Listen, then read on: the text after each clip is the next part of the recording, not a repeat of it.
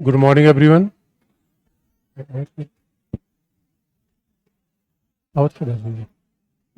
क्या लिखा था लास्ट में?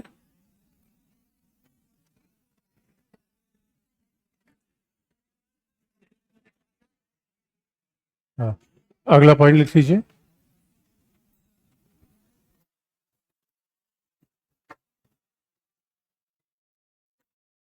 वर्तमान। अगला अगला जहां से आपने लिखा था उसी के आगे से लिखना है।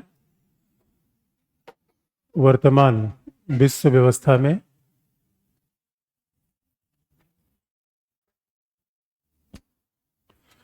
वर्तमान विश्व व्यवस्था में नया शीत युद्ध उत्पन्न हो रहा है।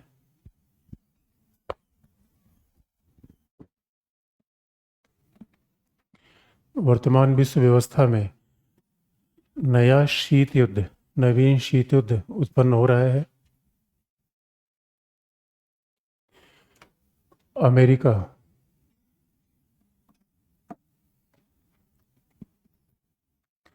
अमेरिका और चीन के बीच नया शीत युद्ध उत्पन्न हो रहा है और अमेरिका और चीन के बीच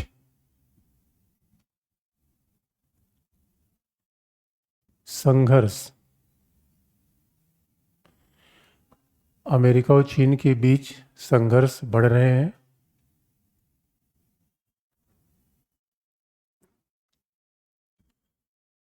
अमेरिका के साथ ब्रिटेन, अमेरिका के साथ Britain, Japan, Britain, Japan, Australia,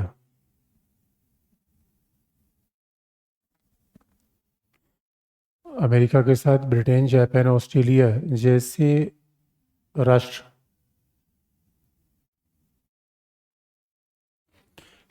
राष्ट्र साथ हैं,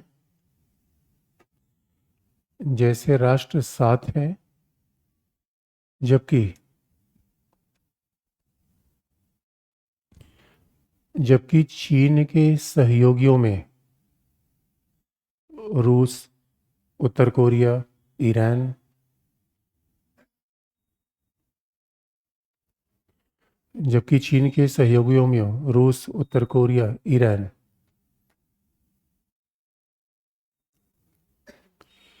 जैसे प्रमुख राष्ट्र है। ईरान जैसे प्रमुख राष्ट्र है। इसलिए एक खास बात आप देखेंगे, जैसे 1947 के बाद, अब देखिए वर्ल्ड ऑर्डर को ध्यान में रखना है। हमें तो आज के वर्ल्ड, जिसे हम कहते हैं वर्ल्ड ऑर्डर, अब दुनिया में जिसे कहते हैं व्यवस्था, व्यवस्था का मतलब है किस तरीके से, आप अगर ऐसा देखेंगे कि 1947 से 1991 के बीच एक ऐसा शीत युद्ध था, कोल्ड वॉर था। वार नहीं था, क्या था? अच्छा, वार और कोल्ड वॉर में क्या फर्क होता है?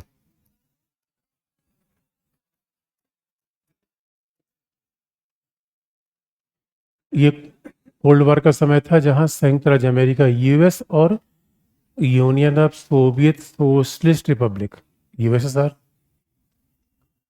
तो ये दुनिया बटी हुई थी, जहां पे एक तरफ था नेटो, दूसरी तरफ था वारसा।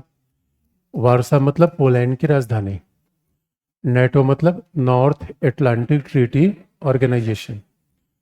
तो दुनिया में ये क्षेत्र था जहां पे युद्ध की संभावनाएं बनी हुई थी। ये सीधे युद्ध नहीं होते थे, प्रत्येक राज्य दूसरे को नुकसान पहुंचाने का प्रयास करता था, सीधा भिड़ने से परहेज करता था। यानी कई बार साइकोलॉजिकल वॉर होता है, उसे कहते हैं कोल्ड वॉर। कई बार क्या होता है, लुका छिपी वाला वॉर होता है। कई बार हम दुश्मन को नुकसान पहुंचाने का हर प्रयास करते हैं, सीधे लड़ने से बचते हैं। ये कोल्ड वॉर था। तो आप याद रखिए, इस समय भारत गुटनिरपेक्ष पॉलिसी फॉलो करता था। तो भारत ने इस समय कहा था, न तो हम नाटो के साथ जाएंगे, न वारसा के साथ जाएंगे। 1991 से लेकर लगभग, आप मान लीजिए कि अभी बिल्कुल एक एग्जैक्ट डेट बता देना कई बार बड़ा मुश्किल हो जाता है। 1991 से लेकर लगभग 2001 तक अमेरिका का प्रभुत्व दुनिया पर बड़ा जबरदस्त था। इस पूरे विश्व पर अमेरिकी प्रभुत्व का डोमिनेंस था 91 से 2001 के बीच का, क्योंकि सोवियत संघ का विघटन हो गया। यानी कुल मिला के आप कह सकते हैं दुनिया एक ध्रुवी हुई, यानी एक बड़ा चेंज आ रहा था, क्योंकि सोवियत संघ का विघटन हो गया, उसका उत्तराधिकारी रसिया हुआ, और चाइना इतना शक्तिशाली नहीं था कि वो अमेरिका का जवाब दे सके। इसी बीच में नेटो का विस्तार लगातार होता चला गया। अमेरिका की एक ध्रुव, जिसे कहते हैं पोल, यहाँ क्या है, दो पोल। चुंबक में कितने पोल होते हैं, एक नॉर्थ एक साउथ। पोल का मतलब शक्ति का केंद्र। इस क्लास में कितने पोल हैं,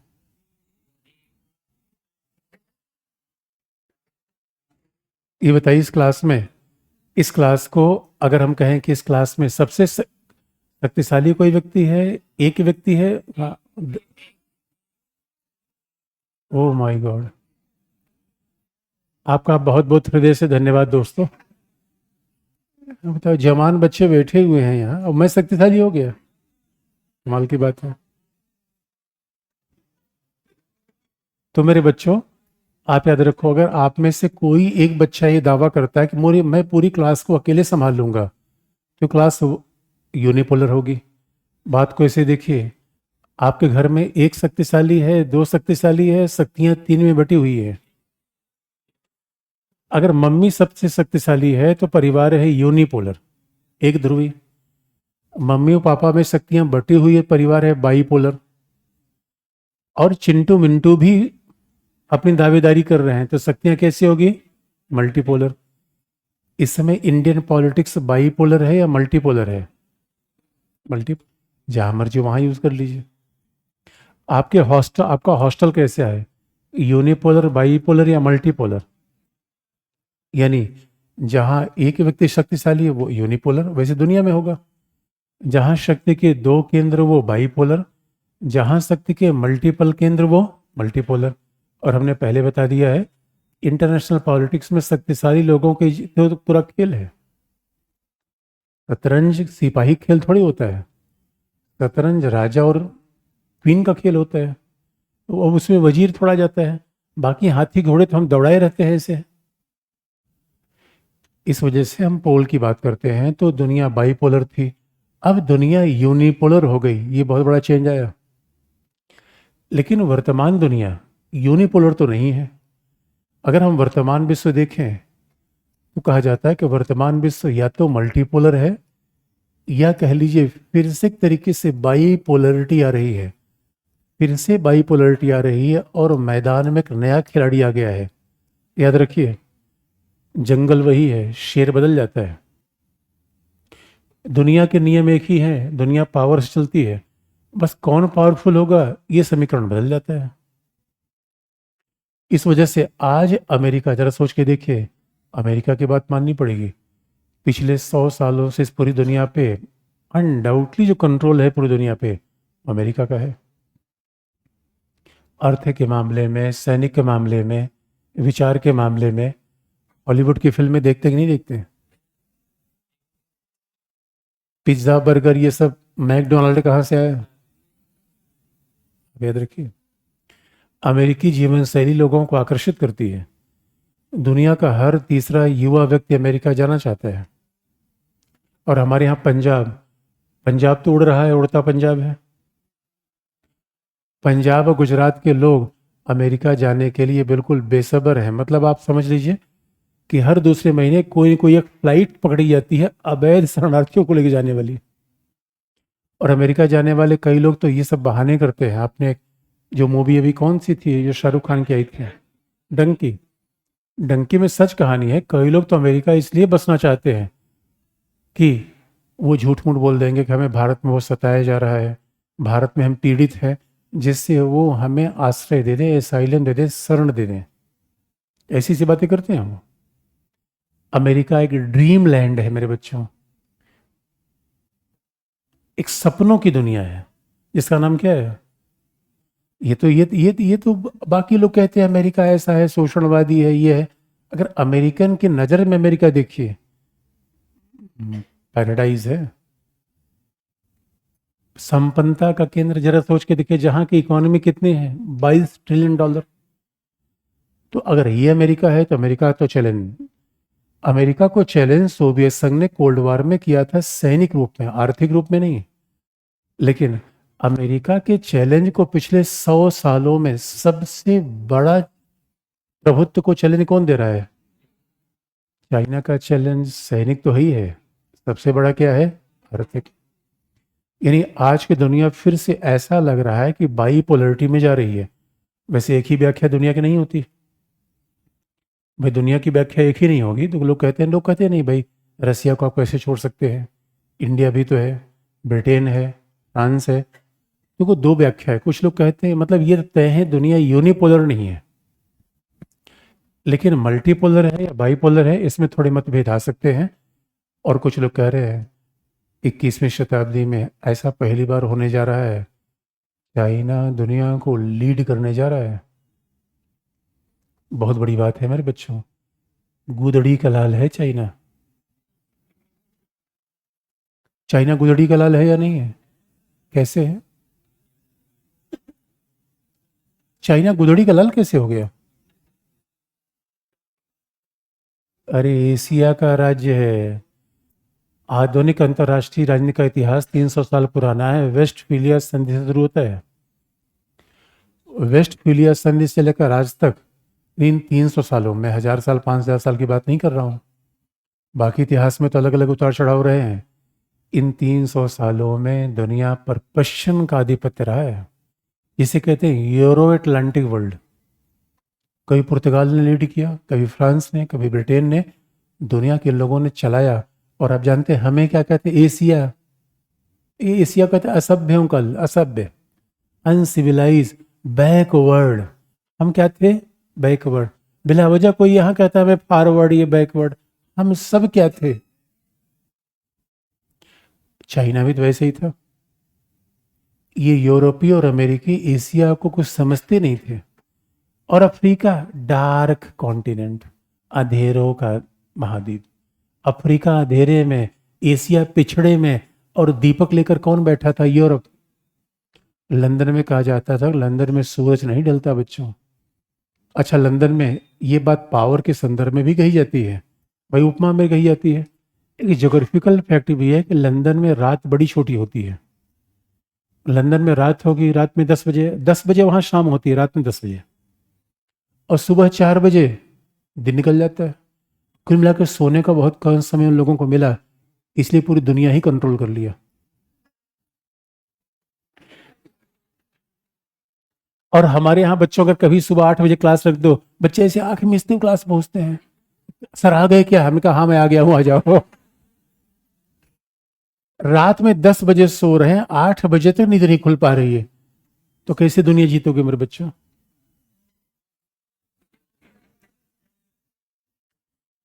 एक जमाना था लंदन से दुनिया चलती थी। महारानी ने कह दिया हाँ तो सबने कहा हाँ, महारानी ने कहा ना तो सबने कह दिया ना। इसके बाद अंकल सैम, अमेरिका। अमेरिका को लैटिन अमेरिकी देश कहते हैं अंकल सैम, यानी पूरी दुनिया कंट्रोल करते हैं अंकल सैम। आने वाली दुनिया पे कंट्रोल होने वाला है ड्रैगन का ड्रैगन, सी जिनपिंग, मोस्ट पावरफुल। आज की दुनिया में पूरे शतरंज के खिलाड़ी खेलने वाला एक व्यक्ति है जो पर्दे के पीछे से सारा गेम चला रहा है। कौन है? सी जिनपिंग। और अमेरिका के लिए, इसलिए आप याद रखिएगा दोस्तों, ये ट्रंप की भाषणबाजी थी।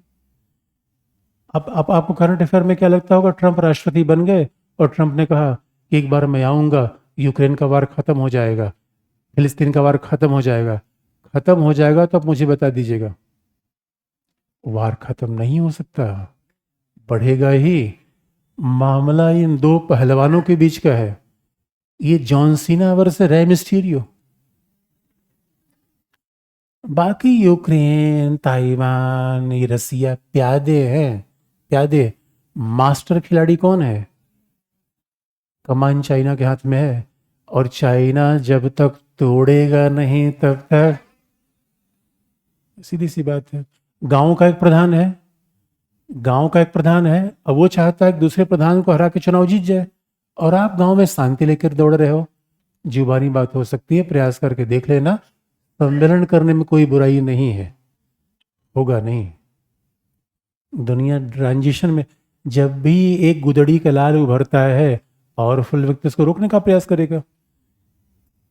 इसलिए मेरे बच्चों, चाइना ने अमेरिका को उलझा रखा है यूक्रेन के फ्रंट पे।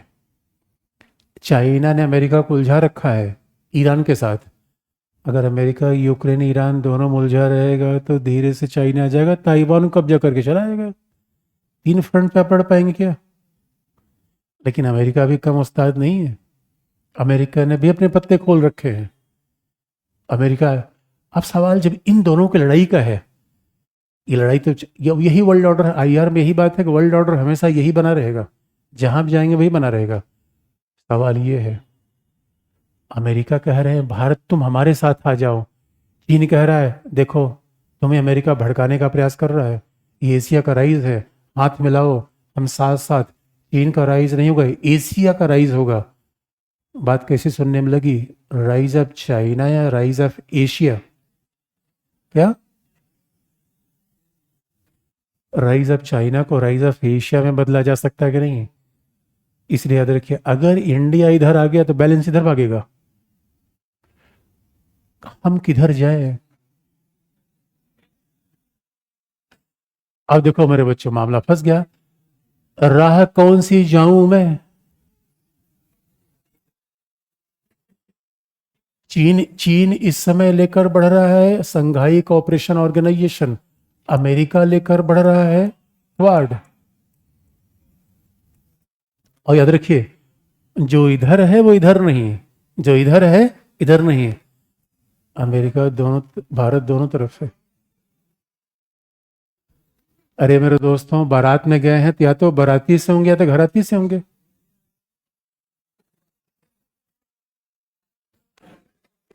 दोनों के साथ या एक के साथ? आप ही ज्यादा होशियार हैं आप लोग। दोनों के साथ, एक से काम नहीं चलता क्या?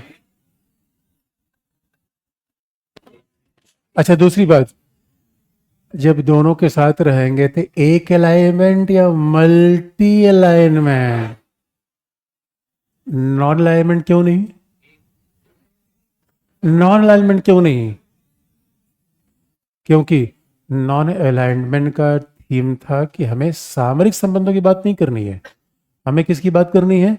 शांति, हथियारों की दौड़ का विरोध करना।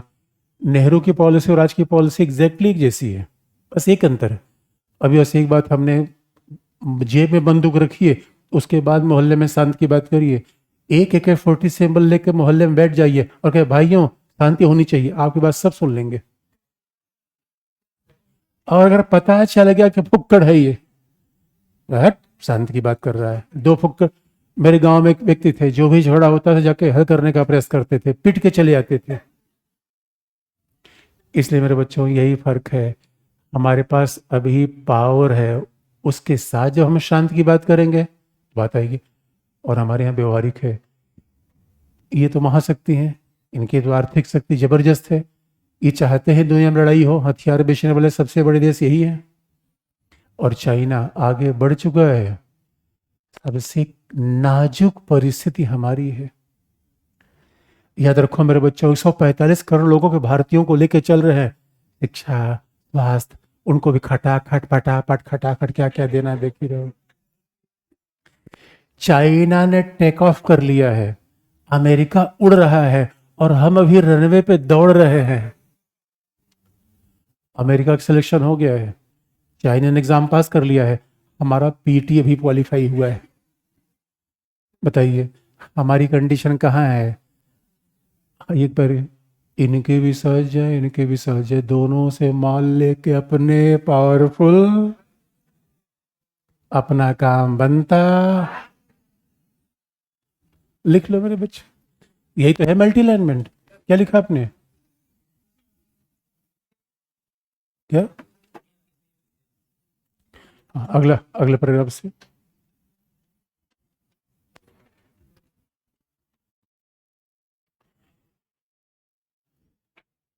भारत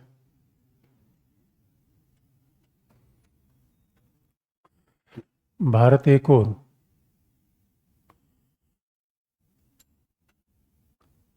अच्छा खास बात है, बड़ी इंटरेस्टिंग। देखिए चैलेंज फॉरेन पॉलिसी में आता है, सुबह मैं किसी और के साथ मॉर्निंग वॉक कर रहा हूँ, शाम को किसी और के साथ। अरे और साथ क्या मतलब? सुबह में हिस्ट्री वाले सर के साथ मॉर्निंग वॉक कर रहा हूँ, शाम को रामेश्वर वाले सर से। क्या समझा आपने? ज्यादा समझने का नहीं मेरे बच्चों। दोस्त दोस्त रखना हमेशा प्रॉब्लमेटिक होता है। देखिए दुनिया बड़ी अजीब सी है, मतलब एक रखो तो दिक्कत है, दो तो दिक्कत है। इसलिए मुझे सबसे अच्छी फिल्म लगती है नो एंट्री। नो एंट्री से आपने क्या सीखा? यानी एक संबंध से भरोसा करना मुश्किल है। एक खास बात है, अभी अभी मोदी जी जा रहे थे एससीओ की बैठक में, ब्रिक्स। जब भी एससीओ की बैठक में जाते हैं, अमेरिका से फोन खड़क जाता है। अमेरिका, बाइडेन ने कहा मोदी जी आप किसके साथ हो? मोदी ने कहा हम आपके साथ हैं। कहा यहाँ क्यों जा रहे हो? उनका यहाँ रूस को समझाने जा रहे हैं कि वार बुरा है। उनका हाँ जाओ जाओ तब जाओ। ये कह रहा है यहाँ से, इसके देश से रूस, ये कह रहे हैं रूस से तेल मत खरीदो। हमने कहा रूसी तेल नहीं खरीदेंगे तो हमें यही कहो और कहीं सस्ता तेल दिलवाओ। और दोस्तों एक जमानत, हमारा सारे तेल के टैंकर जाते थे सऊदी अरेबिया। सऊदी अरेबिया ने कहा यार गुरु तुम दिख नहीं रहे हो आजकल, जा कहाँ रहे हो? हमने कहा सस्ता मार्केट मिल गया है वजीराबाद का।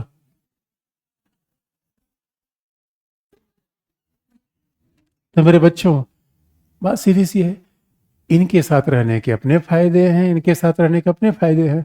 और हमारी सीधी कंडीशन क्या है? दोनों के साथ रह के अपने आप को शक्तिशाली बनाना। यही इसमें मॉरलिटी कुछ नहीं है, भावनात्मक थोड़ी होना है। हाँ डिफिकल्ट है।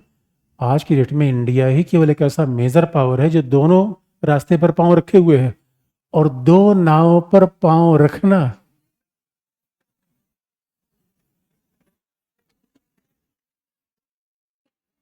लिख लो मेरे बच्चे, क्या लिखता है?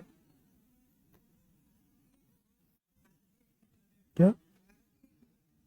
भारतीय, हाँ, भारत एक और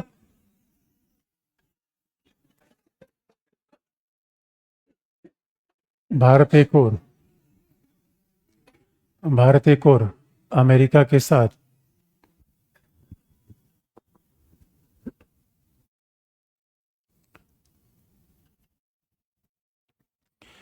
एक और अमेरिका के साथ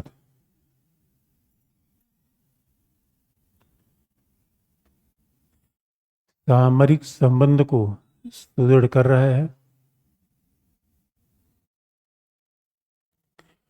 भारत एक और अमेरिका के साथ सामरिक संबंध को सुदृढ़ कर रहा है।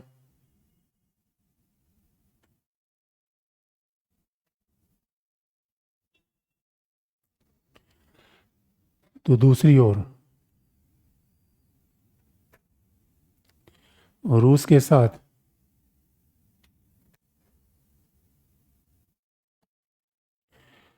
रूस के साथ सदाबहार मित्रतापूर्ण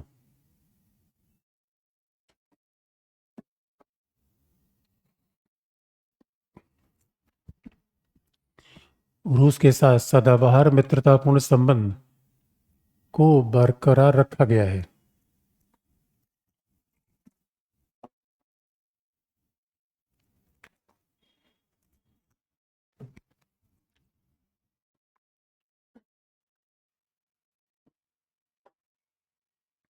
सदाबहार मित्रतापूर्ण संबंधों को बरकरार रखा गया। नाम क्या है? सदाबहार।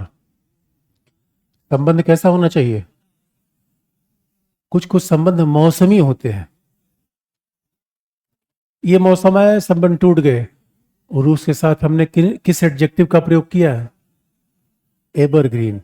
यह रूस हमेशा हमारे साथ खड़ा होता है, गर्मी हो, ठंडी हो, बरसात हो। और सदाबहार का मतलब ही होता है कि हर परिस्थिति में जो देश हमारे साथ खड़ा रहता है वो रसिया है।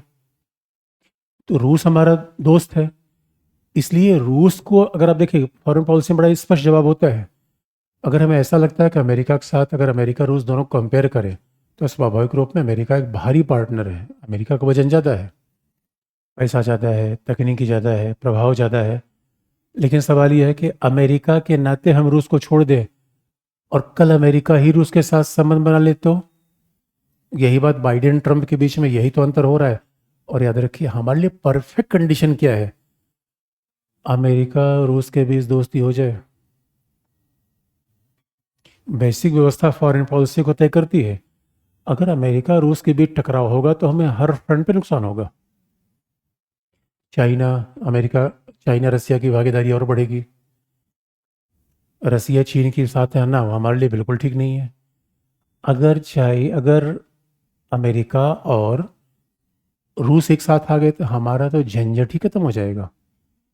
इधर स्वाभाविक रूप में चाइना के खिलाफ हमारी रणनीति बेहतर होगी, रूस का चीन के प्रति झुकाव कम होगा, अमेरिका का इस वजह से भारत पर गुस्सा कम होगा कि हम रूस के साथ क्यों जा रहे हैं, मामला ही हल हो जाता है। इसीलिए फॉरेन पॉलिसी केवल डोमेस्टिक फैक्टर्स नहीं तय होती, उसमें क्षेत्रीय वैश्विक परिस्थितियां बड़ी प्रभावकारी भूमिका का निर्वाह करती हैं। तो यही तो मल्टी अलाइनमेंट है। आगे क्या लिखा आपने?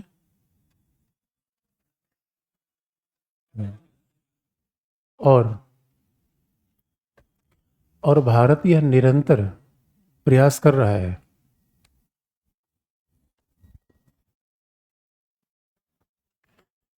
भारत यह निरंतर प्रयास कर रहा है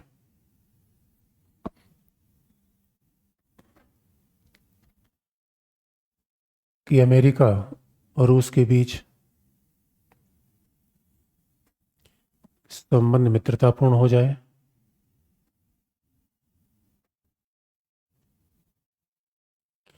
अमेरिका रूस के बीच संबंध मित्रतापूर्ण हो जाए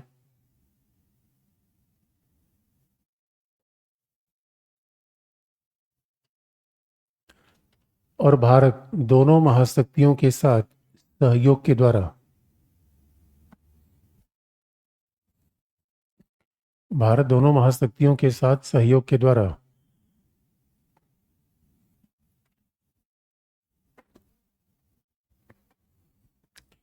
अपनी आर्थिक और सैनिक क्षमता का विकास कर सके।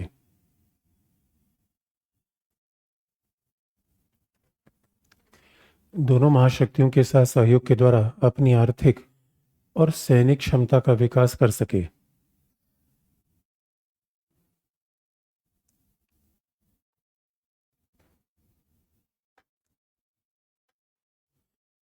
आर्थिक और सैनिक क्षमता का विकास कर सके। अंतिम पॉइंट, अमेरिका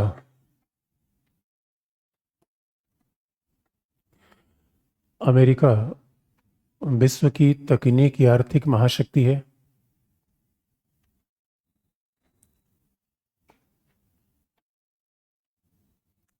अमेरिका विश्व की तकनीकी आर्थिक महाशक्ति है,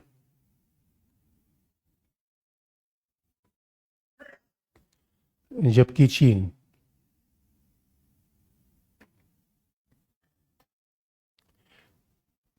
चीन की अर्थव्यवस्था अत्यधिक सुदृढ़ हो चुकी है।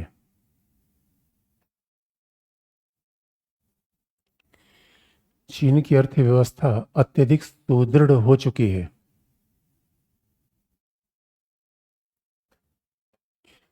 इसलिए भारत मल्टी अलाइनमेंट की नीति अपना रहा है।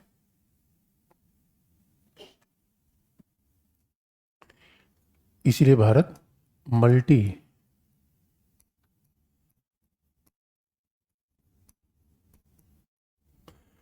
अलाइनमेंट की नीति अपना रहा है।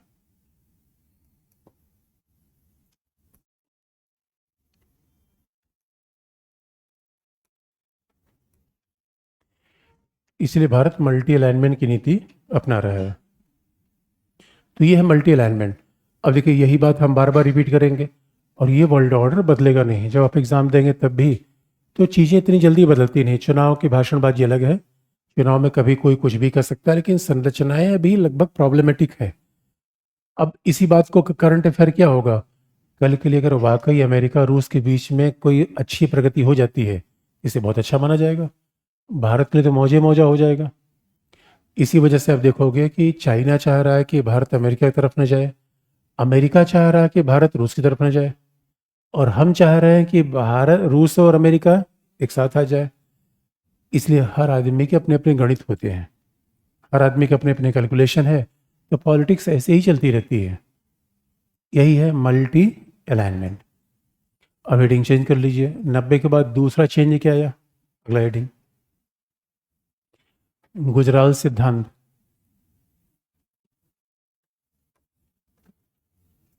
अगला हेडिंग है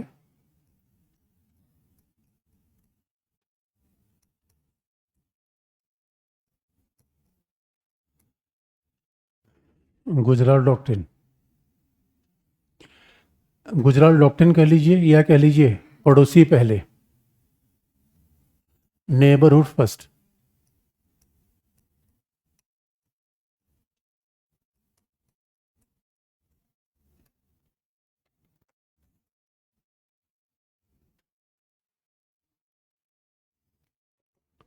नेबरहुड फर्स्ट। सवाल यह है पड़ोसी पहले क्यों? इसका मतलब है हम इस बात को दिखाना चाहते हैं कि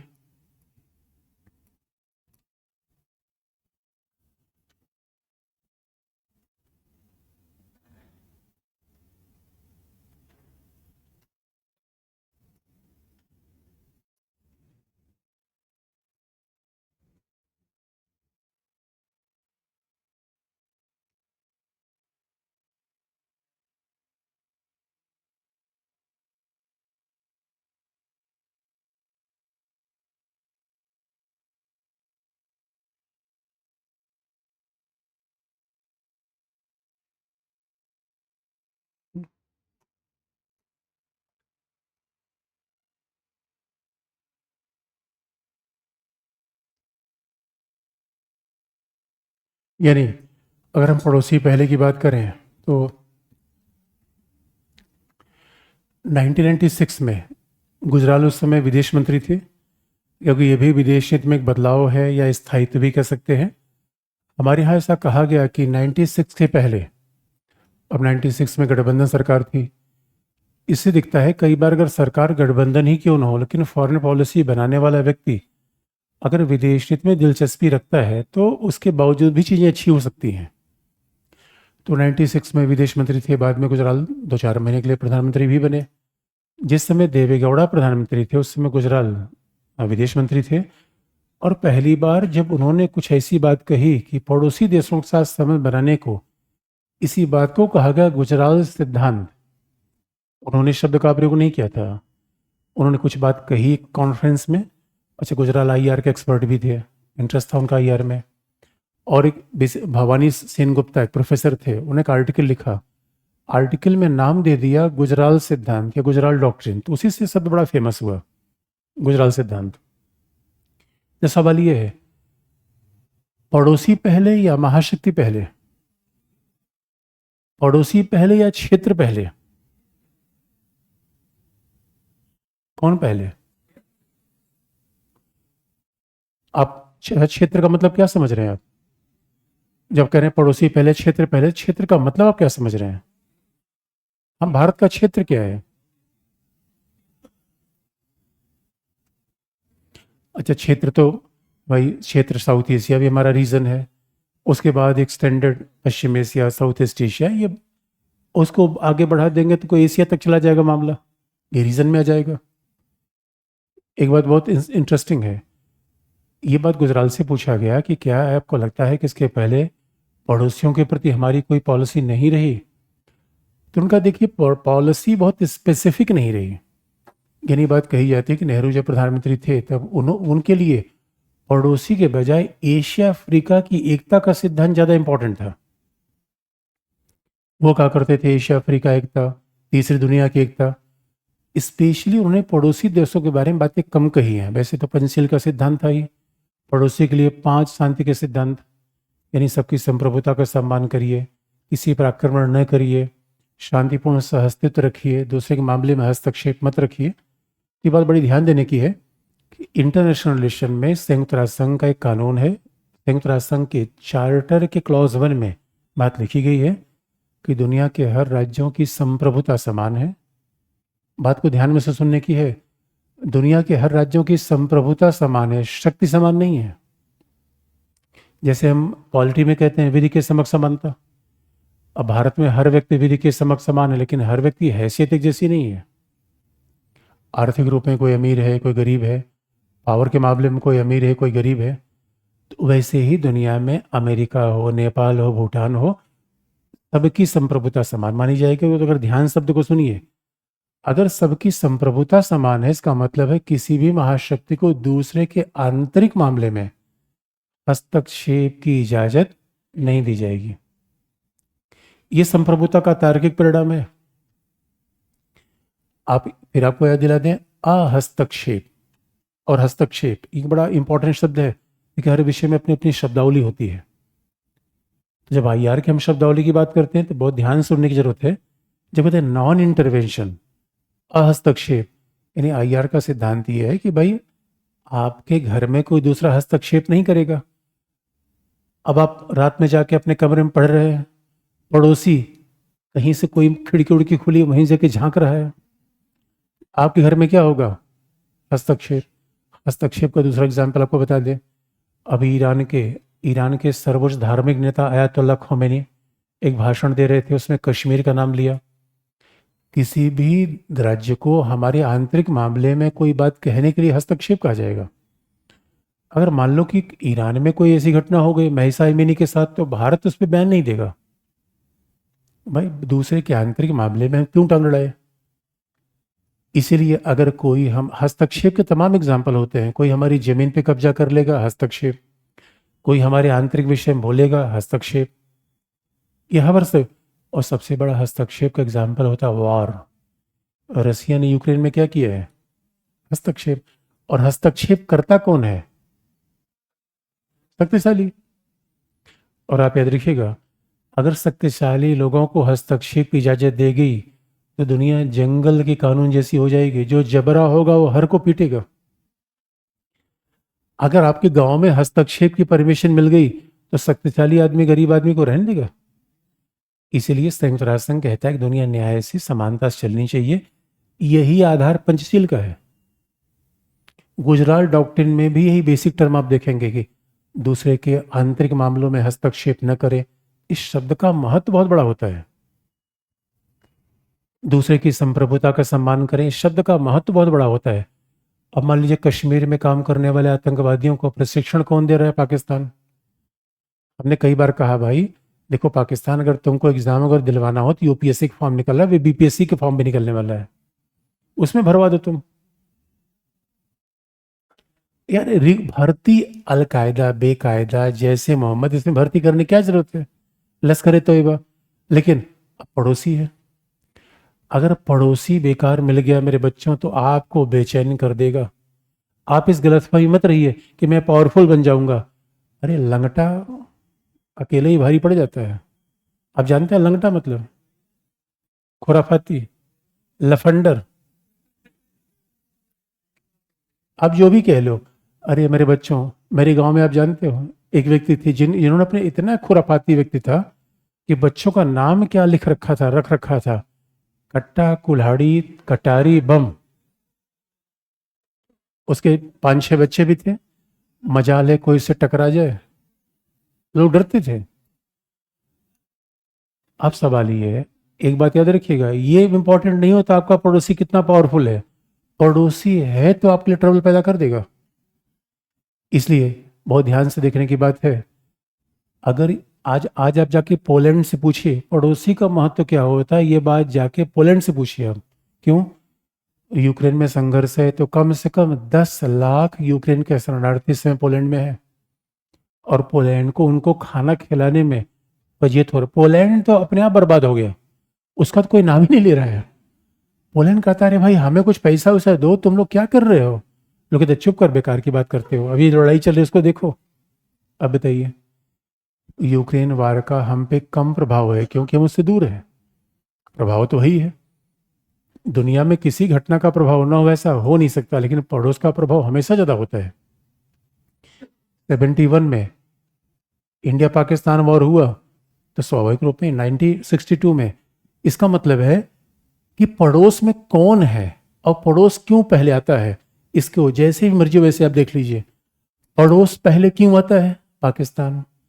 अब स्वाभाविक रूप में जो ये सीमा है उसको हटा देंगे क्या? क्योंकि सीमा को हटाना मुश्किल ही नहीं है।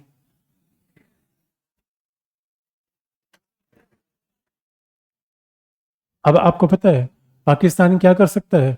पाकिस्तान द्रोण से इधर अफीम, कोकीन, हेरोइन भेजता है। पहले पंजाब भेजता था। अभी क्या हुआ, पंजाब में काफ़ी सख्ती कर दी गई है। पंजाब में सरकार कोशिश कर रही, बीएसएफ ने बड़ी सिक्योरिटी बढ़ा दी है। अब उसने गंगानगर को चूज किया है, राजस्थान। ये है सीमा का मामला। तो मेरे बच्चों 1400, अब बताओ, यानी हमारे यहाँ नस्ली दवा कोई भेजना है तो कौन भेजेगा? पाकिस्तान में भेजेगा। बात ध्यान से देखने की है। भारत में अगर आप कभी पिस्तौल का लाइसेंस लेने जाइए तो आपके पसीने छूट जाएंगे।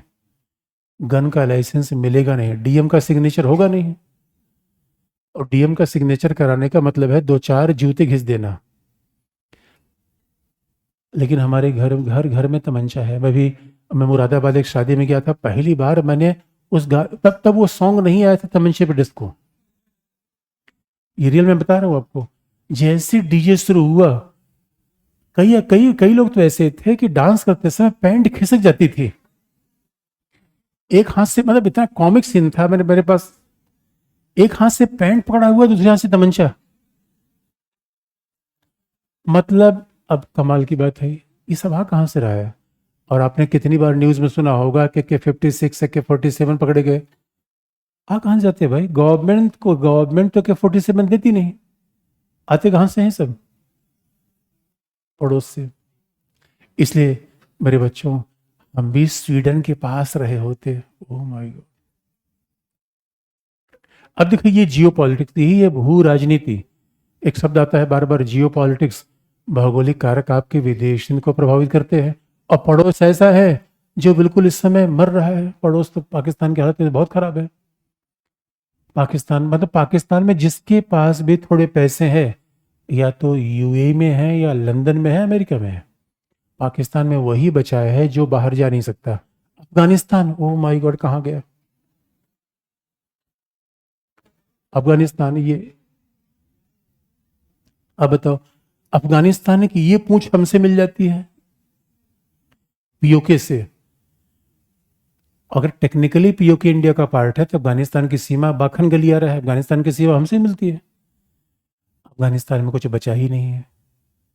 अफगानिस्तान पहली बार आपने दुनिया में देखा होगा, एरोप्लेन के ऊपर भी लोग बैठते हैं। ये बड़ी हृदय बेदार घटना थी। जिस आदमी ने देखा उसकी रूह कांप गई। मतलब ऐसा लोगों की भागा भागी। आपको तो लगता होगा अफगानिस्तान में जो शासन है उसके लिए, उससे बहुत लोग खुश है। ऐसा बिल्कुल नहीं है। दुनिया में 99% लोग शांति से रहना चाहते हैं। और आपको बता दें, पाकिस्तान ने ऐसा प्रॉब्लम कर रखा है कि आज भी इंडिया के लिए वो प्रॉब्लम है। पाकिस्तान का फाउंडेशन क्या है? पाकिस्तान का फाउंडेशन ही ऐसा है। इंडिया का विरोध उसकी मजबूरी है, पहली बात। इंडिया का विरोध नहीं करेगा तो वो टूटेगा। कंडीशन दो ही है। और इंडिया में आप याद रखिए, आजकल तो जो आप देख रहे हैं जिस तरीके से भारत में भी सांप्रदायिकता फैल रही है, इंटरनल पॉलिटिक्स के साथ साथ एक्सटर्नल पॉलिटिक्स बहुत जिम्मेदार है उसके लिए। आपको शायद ये बात नहीं पता होगी कि कुछ भी होता है, हर दिन पाकिस्तान क्या बयान जारी करता है, भारत में मुसलमानों की हमके बहुत चिंता हो रही है। हम कहे चुप कर, बेकार की बात करता है। तुम्हें क्यों चिंता हो रही है? अपने यहाँ चिंता करो। ना ना, अपने यहाँ के लोग हमें चिंता है। मैंने कहा इंडिया के मुस्लिम हैं भाई, इंडियन है ये। कहा ना ना, हमारे हैं हमारे। अगर सोच के देखें, जब पाकिस्तानी ये कहता है हमारे हैं, तो हमारे कट्टरपंथी क्या कहते हैं? ना ना भाई, तुम इनको लेके जाओ, तुम इनके लेके जाओ। पाकिस्तान जानबूझ के पाकिस्तान का अस्तित्व, जब तक इंडिया, भाई इंडिया क्यों बना था? भारत ने कहा कि भारत सेकुलर रहेगा, इसका मतलब भारत का कोई रिलीजन नहीं रहेगा। और पाकिस्तान ने कहा इस्लाम के आधार पे राष्ट्र बनता है। अगर इस्लाम के आधार पर राष्ट्र बनता है, यकीन मानो पाकिस्तान ने ऐसा बेड़ा गर्क किया पाकिस्तान का, पूरे रीजन का। एक एग्जाम्पल ही मैं आपको 25 एग्जाम्पल आपको बता देंगे। अगर धर्म के आधार पर राष्ट्र बनता है तो पश्चिम एशिया में 55 राज्य ना होते, धर्म के आधार से बन जाते। और ये भारत के लोगों को भी सीखने की आवश्यकता है। आधुनिक आधार पर राष्ट्र सबसे अच्छा होता है। हमारे संविधान निर्माता सबसे बेहतर तरीके अपना रहे थे। धर्म के आधार पर राष्ट्र बनाएंगे, पर्सनल लोग कहेंगे जात के आधार बनाओ, फिर कहेंगे भाषा का आधार बनाओ।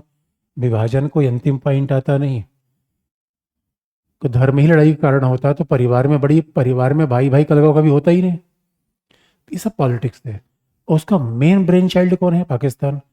क्योंकि भारत अगर सेक्युलर स्टेट के रूप में जब तक रहेगा, पाकिस्तान के इस्लामी राष्ट्र के सवाल पे लोग हमेशा सवाल उठाएंगे। इसे बलूच कहते हैं। बलूच कहते हैं भाई हम जाएंगे। अभी अपने कहा बलूचिस्तान प्रॉब्लम होती है, हमारे यहाँ भी प्रॉब्लम होती है। और हमारे यहाँ प्रॉब्लम सॉल्व क्यों होगी? क्योंकि हमने कहा भाई सबको हम समान सम्मान देंगे, क्या नॉर्थ ईस्ट, क्या क्रिश्चियन, क्या बुद्धिस्ट। तभी तो सेकुलर स्टेट हमें लाया। और पाकिस्तान में बलूच क्या कहते हैं? बलूच कहते हैं भाई अब पाकिस्तान ही बर्बाद है। बलूचिस्तान तो महाबर्बाद था पहले से, उसमें कुछ डेवलपमेंट हो ही नहीं पाया। बलूची कहते हैं भाई हमें अलग राज्य चाहिए।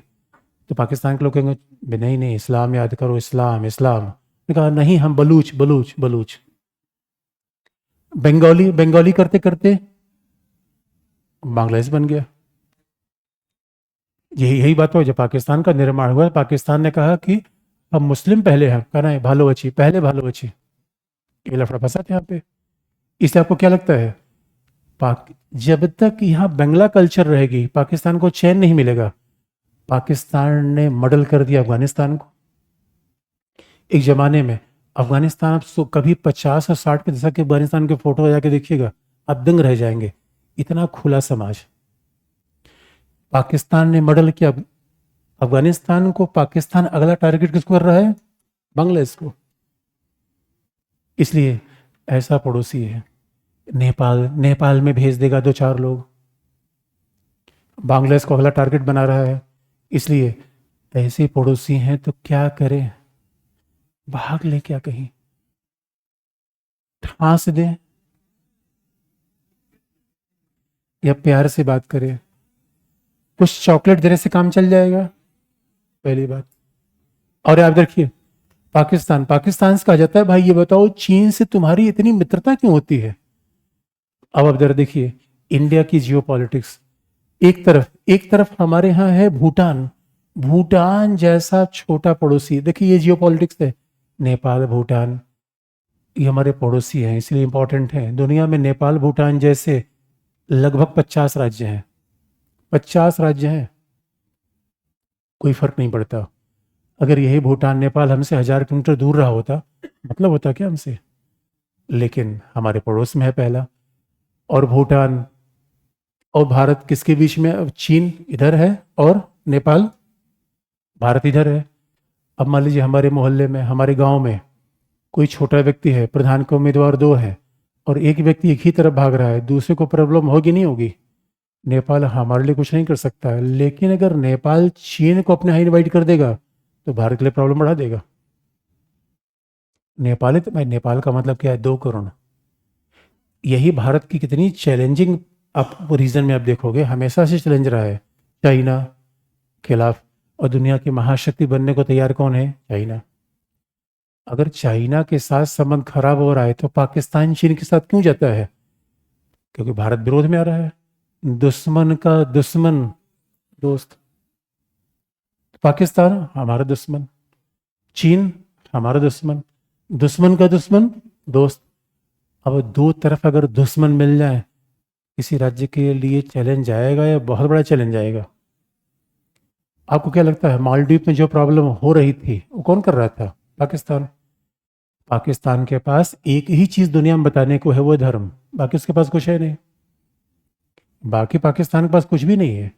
तो पाकिस्तान क्या किसी को दे सकता है? या तो धर्म दे सकता है, परमाणु बम। वह पैसा है नहीं, टेक्नोलॉजी है नहीं, वैज्ञानिक है नहीं, इंजीनियर है नहीं। बाकी क्या देगा? बाकी दे सकता है तो आतंकवाद। वही बात, सीमा देता तो अच्छा है, हम तो तैयार। ओह माय गॉड, मैं तो सीमा को बहादुर महिला मानता हूं, मैं इसको ढूंढ रहा था। अरे भाई, सीमा ने तो बता दिया कि भारत पाकिस्तान के बीच संबंध की अनंत संभावनाएं हैं। जो कट्टरवादी लोग हैं वो तो सीमा को भी नहीं आने देना चाहते। हम तो चाहते हैं सीमा जैसे प्रगतिशील लोग आगे आए हैं। लेकिन आप याद रखो, अब अभी तो यह नहीं, कुल मिला के अच्छा क्यों ये बात है? अगर आप ये कहोगे कि आप ये कहोगे ना ना सर, इंडिया में भी देख रहे हो किस तरीके से पॉलिटिक्स चल रही है, हमने मान लिया। नेहरू ये पॉलिटिक्स नहीं करते थे। नेहरू भी थे। क्या पाकिस्तान का अप्रोच हमारे पर बदल गया था? नहीं, कभी बदला। अरे भाई, जुल्फकार भुट्टो, कौन? जुल, जुल नहीं, जुल, जुल्फकार भुट्टो। जुल्फकार भुट्टो ने कहा था कि हम भारत से 1000 साल तक लड़ेंगे। अभी 75 साल हुए हैं। 925 साल इंतजार करिए। और दुनिया में शायद ही कोई ऐसा एग्जाम्पल आप देखेंगे। एक बात याद रखिए, पावर का मतलब अगर आपको देखना हो, रूस को देखिए, इसराइल को देखिए। एक रॉकेट कोई मारता है तो उलट के सैकड़ों मारता है। यही पावरफुल होने का मतलब है मेरे बच्चों। गांव में कोई छोटा, गांव में आप पावरफुल, गांव में कह रहे हो भाई चौधरी हूँ, मैं प्रधान हूँ, और एक आदमी आप गाली दे के चला गया, आप क्या कह रहे हो? कोई बात नहीं, अनजान है। आज गाली दे गया, कल पूरा मोहल्ला गाली देगा, याद रखना। एक दिन मोहल्ले में पिट गए, पूरे मोहल्ले को पीटने का रास्ता आपने खोल दिया। किसी का मजाल है जो हमारी तरफ देख ले? पौआ भर का राज्य। Oh my God, Rajpal Yadav खली को तंग किए हुए हैं। ऐसा दुनिया में कोई दूसरा एग्जाम्पल हो तो आप कभी देख के बताइएगा। यही भारत की शांतिवादी नीति का परिणाम रहा। ये देखो, छोटा भी अंगुली किया जा रहा है भाई, कमाल की बात है यार। अब यूक्रेन की गलती केवल इतनी थी कि रूस के पीछे चलने को तैयार नहीं। रूस ने ऐसा दबा दिया, यूक्रेन सांस नहीं ले पा रहा है। और हमारे यहाँ ये 75 साल से कभी लड़ेगा, कभी आतंकवाद फैलाएगा, और हम क्या कह रहे हैं? पड़ोसी है, शांति शांति। हम क्या रहोगे या मिट जाओगे मेरे बच्चों? धीरज क्यों बोल रहे हो? अरे भाई, सीधी सी बात है, ये पॉलिसी चलती ही नहीं यार। सुरक्षा है उसके बाद जीवन है, या जीवन है उसके बाद सुरक्षा है? सुरक्षा है। और कोई भी इतना, मैंने फिर कहा, कोई ऐसा एग्जाम्पल आप पूरी दुनिया में बता दो जो इतने छोटे आकार का राज्य हो, पड़ोसी को इस कदर तंग कर रखा हो। याद ही आपको नहीं आएगा। आप घर भी जाके सोचना कि क्या कोई ऐसा एग्जाम्पल आता है कि नहीं आता है। एग्जाम्पल नहीं आता। इसका सीधा मतलब है, इसका सीधा मतलब ये नहीं कि हमें वॉर करना है। इसका सीधा मतलब ये नहीं कि हमें अपनी पॉलिसी बदल देनी है। इसका मतलब ये नहीं कि हमें पाकिस्तान जैसा होना है। लेकिन अपनी सुरक्षा के साथ रत्ती भर समझौता करने की आवश्यकता नहीं है। इसे तो अभी देखा, कुछ दिनों पहले भारत खिलाफ जितने भी पाकिस्तान में काम कर रहे थे, खटाखट खटाखट खटाखट, हमने कुछ थोड़ी करवाया। हमने कुछ थोड़ी करवाया।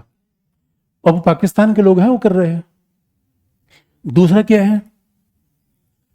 अब देखिए, इंडिया की जियो पॉलिटिक्स देखिए, पड़ोसी पहले क्यों? ये है श्रीलंका, ये क्या है? मालदीव। मालदीव की जनसंख्या 6 लाख, भूटान 4 लाख। गांव है, देश है? हमें मालदीव कहेगा कुछ? कमाल की बात है यार। मालदीव मतलब, मालदीव, अगर मालदीव हमें कुछ बोल दिया, इसका मतलब यह है कि मोहल्ले का एक छोटा सा बच्चा आपको धमका दिया। आप क्लास करके जा रहे हैं, वो छोटा सा बच्चा है, 3 साल का होगा, ए कहाँ जा रहे हो? आप कहें क्यों? अगर मार के ठीक कर दूंगा तुमको। आप कहोगे हैं, इतना छोटा बच्चा आपको धमकी दे रहा है तो आपका रिएक्शन क्या होना चाहिए? इतना छोटा बच्चा रोज आप गाली दे रहा है तो आपका रिएक्शन क्या होना चाहिए? क्या?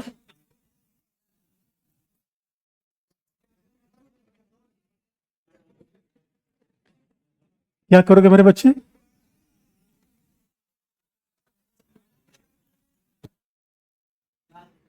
आप जरा सोच के देखो, एक तरफ इतना पावरफुल देश, एक तरफ इतना छोटा, सबको बैलेंस करके रखना है। किस तरीके से सबको बैलेंस किया जाए?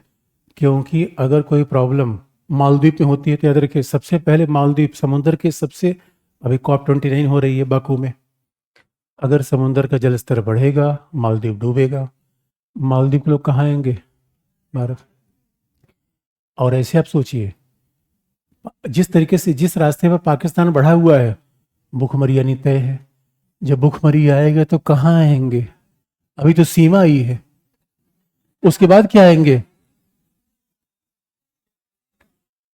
इसका अब कॉम्प्लेक्सिटी देखिए, शक्तिशाली है तो समस्या, और मरा तो समस्या। ये पड़ोस है, ये पड़ोस आपको है। शक्तिशाली है तो चैलेंज, और कमजोर है तो चैलेंज। और ऊपर तो हिमालय है, और नीचे कभी इंडियन ओशन में देखिए, इतनी जबरदस्त जोग्राफिकल पोजीशन शायद ही किसी देश की होगी। चाइना के पास भी इससे अच्छी जियोपॉलिटिकल कंडीशन दुनिया में केवल अमेरिका की है। अमेरिका बेस्ट कंडीशन है, एक तरफ पैसिफिक, दूसरी तरफ अटलांटिक, एक तरफ कनाडा, उसके बाद मैक्सिको। अमेरिका में दो तरफ से तो हमला हो ही नहीं सकता, पैसिफिक अटलांटिक से आप आ नहीं सकते। मैक्सिको इतना छोटा है, उसकी ताकत नहीं है, कनाडा उसका दोस्त है। तो ये जियोपॉलिटिकल सबसे बेस्ट कंडीशन होती है। अमेरिका का झगड़ा मैक्सिको साथ नहीं है, लेकिन अमेरिका भी तंग है मैक्सिको के अवैध शरणार्थियों से। अब बांग्लादेश में प्रॉब्लम आ रही है, तो बांग्लादेश के सारे घुसपैठी कहाँ आएंगे? भारत में। ये पड़ोस का फर्क है। और जरा सोच के देखिए, कल के लिए अगर आप कुछ गरीब आदमी कोई भी सीमा पर इकट्ठा हो जाएगा तो आपको बंदूक से आप उनको नहीं मार सकते। इसका मतलब है पड़ोसी थोड़ा स्टेबल भी होना चाहिए। अगर पड़ोसी बर्बाद होता रहेगा, आप शांति से रह नहीं पाएंगे भाई, कोई तो इफेक्ट आएगा आपके ऊपर। आप क्लास कर गए और आपने सोचा कि चलो अब नोट्स बनाते हैं, और जैसे क्लास कर गए और पता पड़ोसी अपनी दीवार में कील ठोक रहा है, आप शांति से रहोगे? यही मैं पूरे क्षेत्र में, श्रीलंका ही बर्बाद हुआ, श्रीलंका बर्बाद हुआ तो इधर से तमिलियन कड़पड़ कड़पड़ कड़पड़ कड़कड़ कुड़ी कुड़ी कुड़ी। हमने कहा भाई इधर किधर आ रहे हो? नेपाल में कुछ होता है भड़बड़ा के भारत, बांग्लादेश में कुछ होता है भड़बड़ा के भारत। हमने कितनी बार कहा भाई लोग मत आओ, हमारे पास वैसे ही ज्यादा है, बाकी कुछ आना हो तो आओ। ये बताओ, एक अजीब सी कंडीशन नहीं है? जहां भी कोई प्रॉब्लम होती है सबसे पहले लोग कहाँ भागते हैं? भारत। और ये कंडीशन तो इतनी जबरदस्त है भारत के लिए, समुंदर। लेकिन समुंदर है तो इसीलिए आजकल यहाँ पे चाइना की धमाचौकड़ी बढ़ रही है। हमने कहा चाइना भाई तो हमारे मोहल्ले में बार बार क्यों आ रहे हो? एक बात याद रखना बच्चों, हमारे मोहल्ले में कोई आके दूसरे से दोस्ती करके चला जाए तो हमारे रहने का मतलब क्या है? ध्यान देने की बात है कि नहीं? ये चाइना का मोहल्ला है, ये चाइना का मोहल्ला है, इंडिया का है। श्रीलंका से कौन दोस्ती करना चाहता है? मालदीव से कौन दोस्ती करना चाहता है? हम कह रहे पड़ोस तो छोड़ दो, कम से कम पड़ोसी पर पहला अधिकार हमारा है। और अगर याद रखना, पड़ोसी पर भी आपका अधिकार नहीं हो पाया तो आप महाशक्ति तो बिल्कुल नहीं है। वो जो महाशक्ति नहीं है वो क्या है? रवांडा, बुरुंडी और भूटान ही है। अब बताओ, पड़ोस कॉम्प्लेक्सिटी होती है नहीं होती है? क्यों पड़ोस पहले? लिख लीजिए पहला पॉइंट।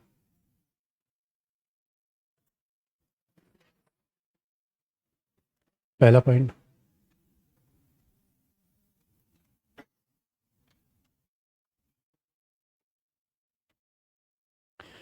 आप भी पड़ोसी से परेशान हैं? आपका पड़ोसी अच्छा है?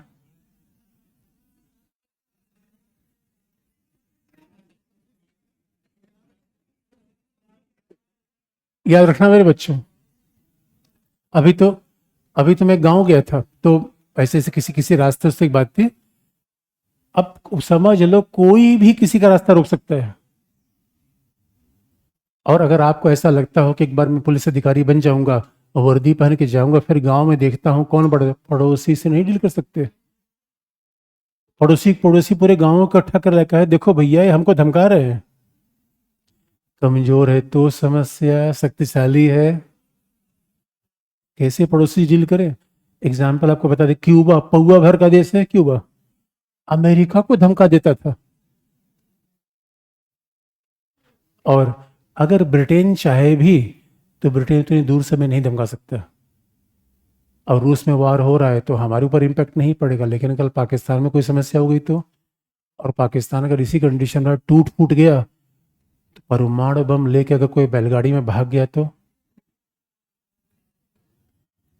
अरे लश्कर ए तोयबा ने कह रखा था, एक बात याद रखे आपको, अलकायदा के प्रमुख नेता ओसामा बिन लादेन की इच्छा थी कि मैं 10 लाख अमेरिकन को मारना चाहता हूं। वो वसीयत में लिख के गया है। अरे खुराफाती लोग तो ऐसे ही होते हैं दुनिया में, उनका धर्म से कोई मतलब नहीं है। 10 लाख लोगों को एक साथ मारने का एकमात्र वेपन है परमाणु बम, और आज भी आतंकवादी परमाणु बम की तलाश में है। और पाकिस्तान में लश्कर ए तोयबा ढूंढ रहा है परमाणु बम का है। उसे पूछा तुम चलाओ कैसे, तुम्हारे पास मिसाइल है क्या? कहना मेरे पास बैलगाड़ी है, मैं बैलगाड़ी में रख के केवल उसको टकरा दूंगा, परिणाम वही होगा। आप समझ लो। और कई बार तो लोग बड़े भावनात्मक हो जाते हैं, लोग कहते हैं एक बार पाकिस्तान पर हमला कर देना चाहिए। लाहौर अमृतसर से महज 22 किलोमीटर दूर है, महज 22। और ये भी देखिए राष्ट्र का निर्माण कैसे होता है। कितनी बड़ी बात मैं आपको बता दूं, आज़ादी के पहले पंजाब का सबसे समृद्ध क्षेत्र लाहौर था। लाहौर एकमात्र ऐसा क्षेत्र था जहां BMW मर्सिडीज आज़ादी की पहले दिखती थी, रॉल्स रॉयस। आज अमृतसर 100 गुना आगे बढ़ गया और लाहौर 100 गुना पीछे चला गया। ये राष्ट्र की बर्बादी के सबसे अच्छे एग्जाम्पल हैं। बांग्लादेश की अर्थव्यवस्था पाकिस्तान की अर्थव्यवस्था से आगे चली गई, जबकि बांग्लादेश से बेहद पीछे था। लेकिन जो नया ट्रेंड बांग्लादेश में आया है, बांग्लादेश भी उसी रास्ते पे जा रहा है। और हसीना, शेख हसीना हमारी बड़ी अच्छी दोस्त थी। शेख हसीना को वहां लोगों ने दौड़ा लिया। हमने अभी भी कहा हसीना मरते दम तक साथ नहीं छोड़ेंगे आपका।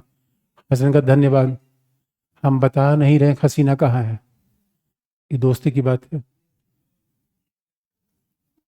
लिखने की बात अब आपकी है, क्या लिखा आपने? पहला पॉइंट, विदेश मंत्री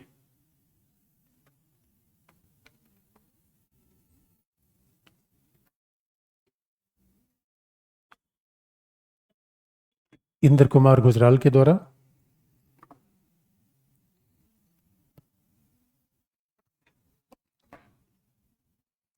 विदेश मंत्री इंद्र कुमार गुजराल के द्वारा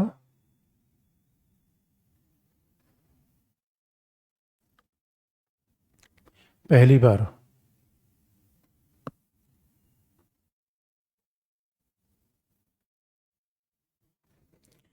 इंद्र कुमार गुजराल के द्वारा पहली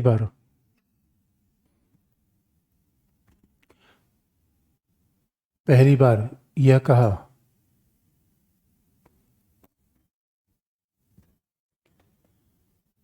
कि विदेश नीति में सर्वाधिक महत्व पड़ोसी देशों का होता है।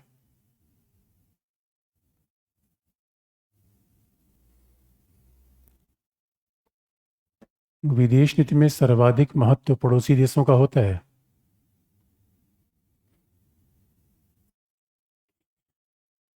जिसके उदाहरण निम्नलिखित हैं। विदेश नीति में सर्वाधिक महत्व पड़ोसी देशों का होता है, जिसके उदाहरण निम्नलिखित हैं। पॉइंट नंबर 1, पड़ोसी देशों का जिसके उदाहरण निम्नलिखित है। पॉइंट नंबर 1, पड़ोसी देशों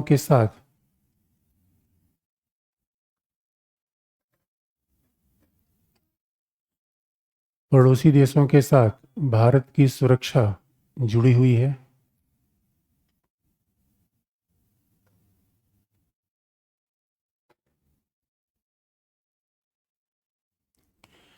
पड़ोसी देशों के साथ भारत की सुरक्षा जुड़ी हुई है। नेपाल, बांग्लादेश,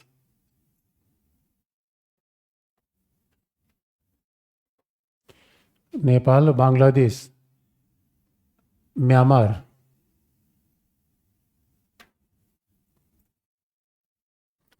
नेपाल, बांग्लादेश, म्यांमार का प्रयोग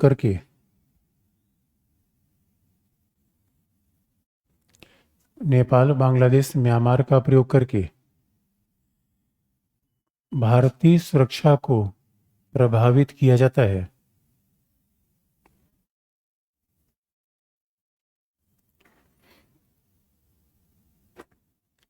भारतीय सुरक्षा को प्रभावित किया जाता है।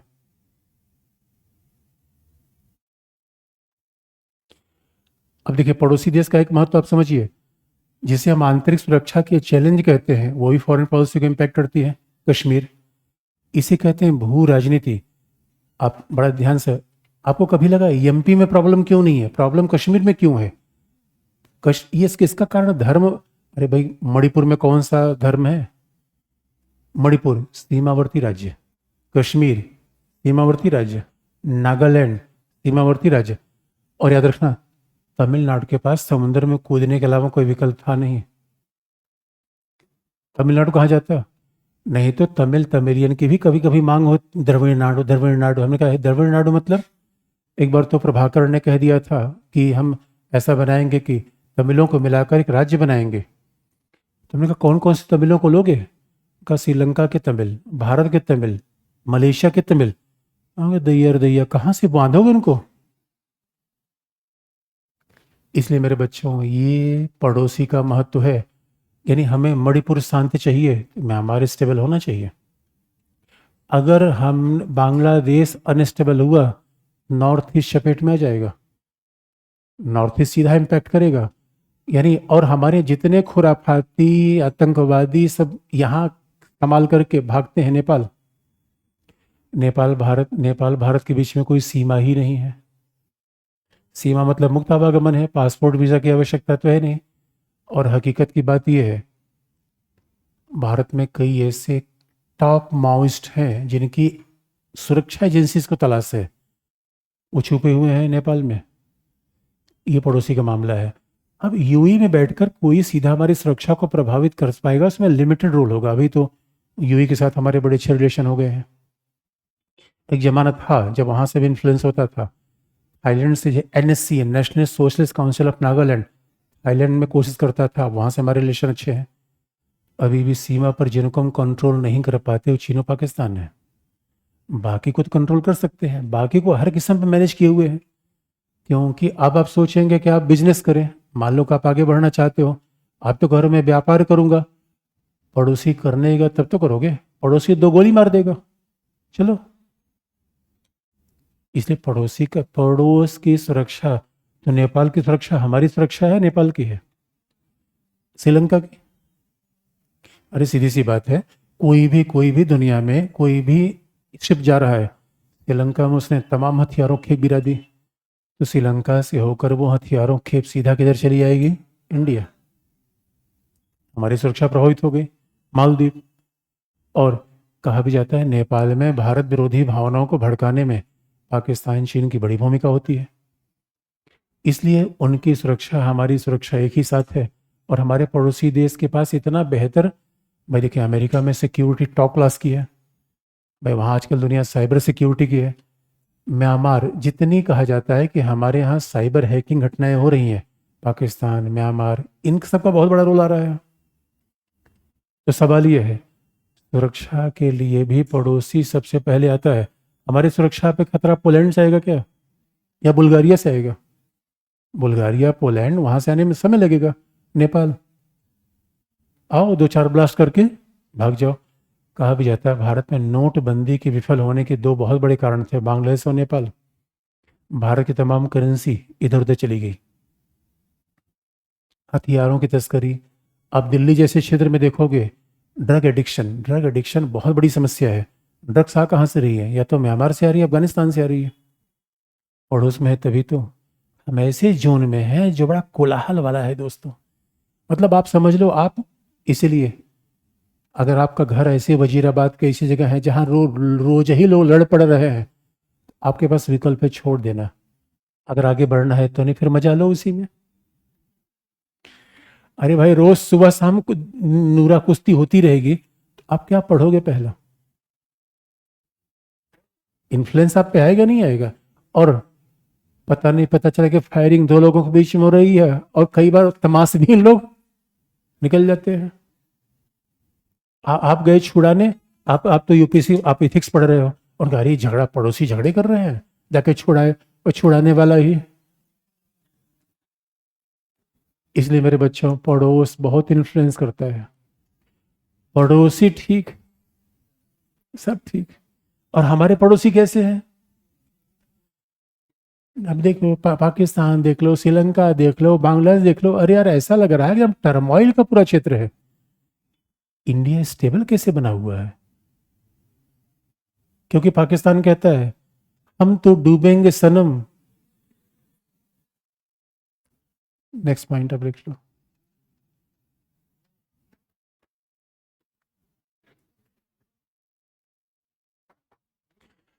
भारत एक महाशक्ति है। अगला पॉइंट है,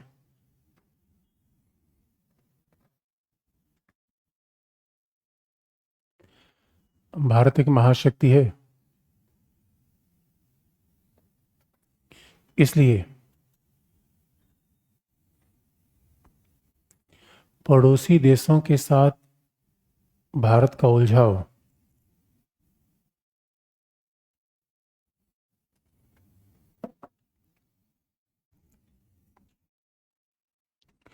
पड़ोसी देशों के साथ भारत का उलझाव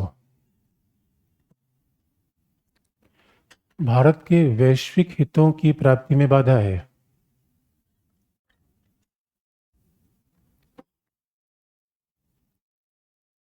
पड़ोसी देशों के साथ भारत का उलझाव भारत के वैश्विक हितों की प्राप्ति में बाधा है।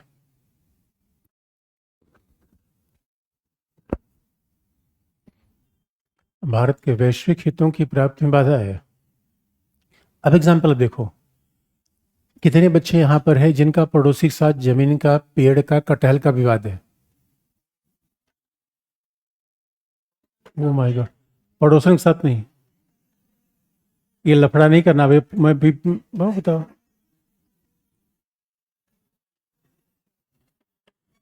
तो अच्छा, ये बताओ। अच्छा, लड़कियां इतनी, मतलब लड़कियों से कोई, तुम लोग कोई झगड़ा नहीं है पड़ोसी के साथ? नहीं, लड़कियां झगड़े में इन्वॉल्व होती भी नहीं, वो तो हमें पूछा है कि सब खुराफात लड़कों का ही होता है। लेकिन सवाल ये है, ये बताओ, जिनका जिनका झगड़ा है, क्या सोचा है झगड़े के बारे में? कि जो पड़ोसी के साथ कटहल का विवाद है, उसको लेके रहोगे, छोड़ दोगे? क्या मूर्खता कर दी ना। अरे मेरे बच्चों, होता क्या है, एक कटहल के पीछे विवाद हो गया, गोली चल गई, 3 लोग मर गए, कटहल का पेड़ वहीं रह गया। आईआर पर कितना ध्यान रखना। अरे मेरे बच्चों, अरे यही तो प्रॉब्लम है यार। हम चक्कर में पड़े, पाकिस्तान, नेपाल, भूटान, बांग्लादेश, उधर मेलोनी पड़ी हुई है, उधर ट्रंप है, उधर पुतिन है। Oh my God, Australia, New Zealand, Switzerland, Germany, France, इतनी दुनिया पड़ी हुई है। दिल्ली जाके साम्राज्य बना लोगे, गांव में कटहल के पेड़ के लड़ोगे? याद रखना मेरे बच्चों, जीवन में छोटे मोटे विवाद को, हाथी हाथी अगर हर कुत्ते के पीछे पड़ जाए तो आगे नहीं बढ़ पाएगी। इसीलिए भारत अगर एक महाशक्ति है, हमारी अपनी, पता चला सारी एनर्जी पड़ोसी के साथ गंवा दिया, सारी एनर्जी पड़ोसी में लगा दिया, और बाहर निकल के देखा तो नजारा ही कुछ और दिखा। तब मुझे लगा यार, ये तो कितनी बड़ी गलती हो गई। इसलिए क्लास में भी पड़ोसी के साथ उलझिए मत। पड़ोसी दो चार ऐसे ऐसे मार भी दे, चेंज कर दिए पड़ोस। पड़ोसी को देखेंगे अब पूरी दुनिया खाली पड़ी हुई है मेरे बच्चे। कटहल के पेड़ के पीछे पड़ोगे, सेब का बगीचा दिला दूंगा मैं तुमको। कटहल के पेड़ के पीछे पड़े हो। थर्ड पॉइंट,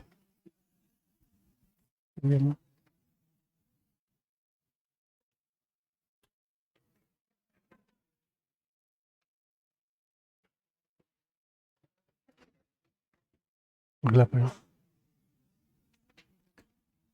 वर्तमान वर्तमान निजीकरण और उदारीकरण के दौर में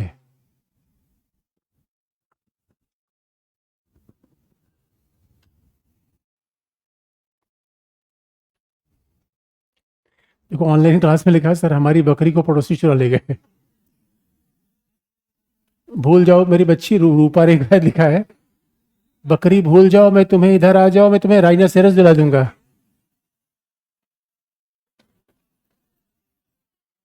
तो बकरी को, अरे बकरी के पीछे लड़ना है, छोड़ दो बकरी। क्या लिखा आपने? हाँ। निजीकरण और उदारीकरण के दौर में पड़ोसी के साथ व्यापार की भी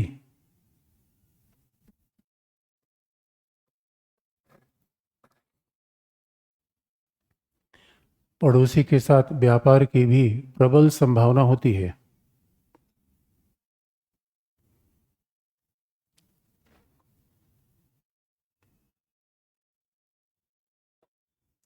चीन के अलावा चीन के अलावा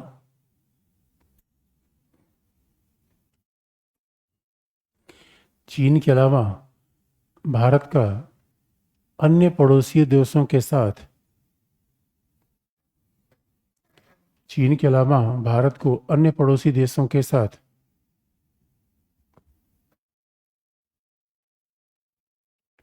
व्यापार में लाभ प्राप्त है।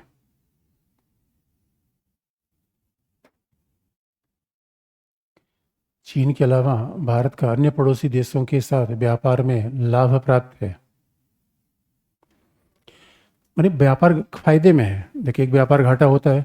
बांग्लादेश के साथ हमारा व्यापार $17 बिलियन का था, सबसे बड़ा। श्रीलंका के साथ लगभग 10 से ज़्यादा व्यापार है। और आज की डेट में अगर संबंधों को ऐसे देखिए, देखिए दो नज़रिया है। पाकिस्तान को देखिए, पाकिस्तान छोटा देश है, संबंध देखें कि भले ही पाकिस्तान हमारे विरोध में कार्यवाही करे, लेकिन कोशिश करिए कि व्यापार आगे बढ़ा रहे।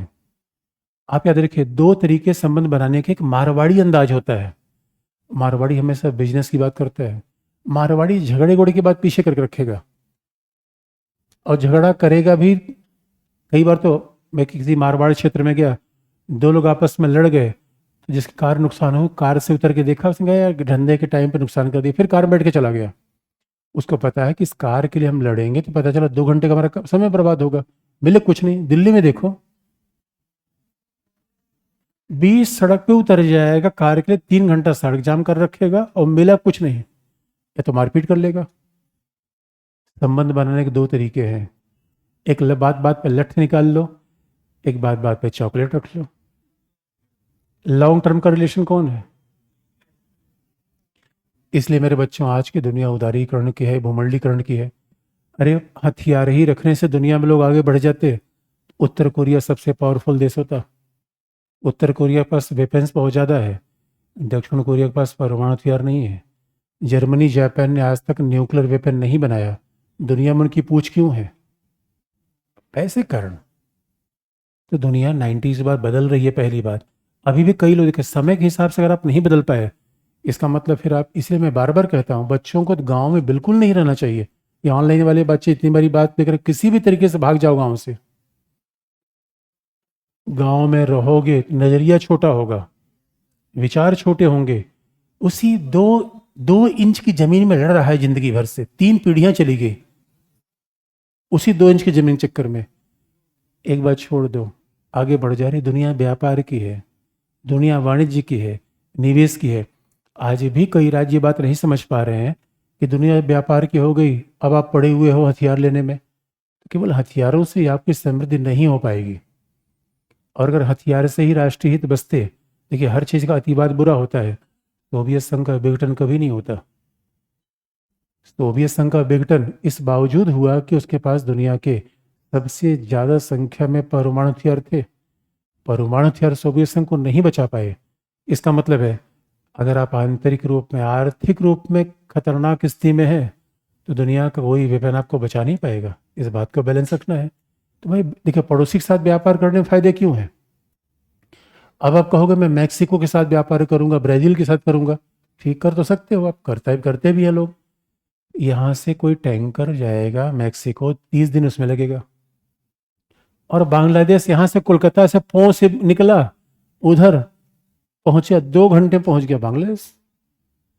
व्यापार वहाँ ज़्यादा होता है जहाँ भौगोलिक नज़दीकी होगी, कॉस्ट कम होगा, ट्रांसपोर्टेशन कॉस्ट कम होगा पहला। व्यापार वहाँ ज़्यादा होगा जहाँ कल्चर एक जैसी होगी। बांग्लादेश में जो साड़ी बनाता है, जो सूट बनाता है, भारत में खूब पॉपुलर है। बांग्लादेश टेक्सटाइल का हब बन गया भारत के साथ कोऑपरेशन से। पूरी टेक्सटाइल इंडस्ट्री बांग्लादेश की तरफ शिफ्ट हो गई, क्योंकि इकोनॉमी का सिंपल प्रिंसिपल है, जहाँ लेबर सस्ता होगा वहाँ उद्योग लगेंगे। बशर्ते स्टेबिलिटी होनी चाहिए, स्थायित्व होना चाहिए, तभी तो उद्योग वहाँ लगेगा। इस वजह से पड़ोस में व्यापार के चांस हमेशा ज़्यादा होते हैं।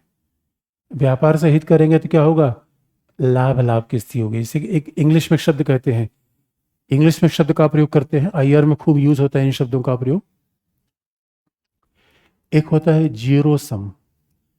जीरो सम को देवनागरी में पैसे लिख लीजिए, शून्य योग लिखेंगे तो फिर उसका टेक्निकल बहुत मतलब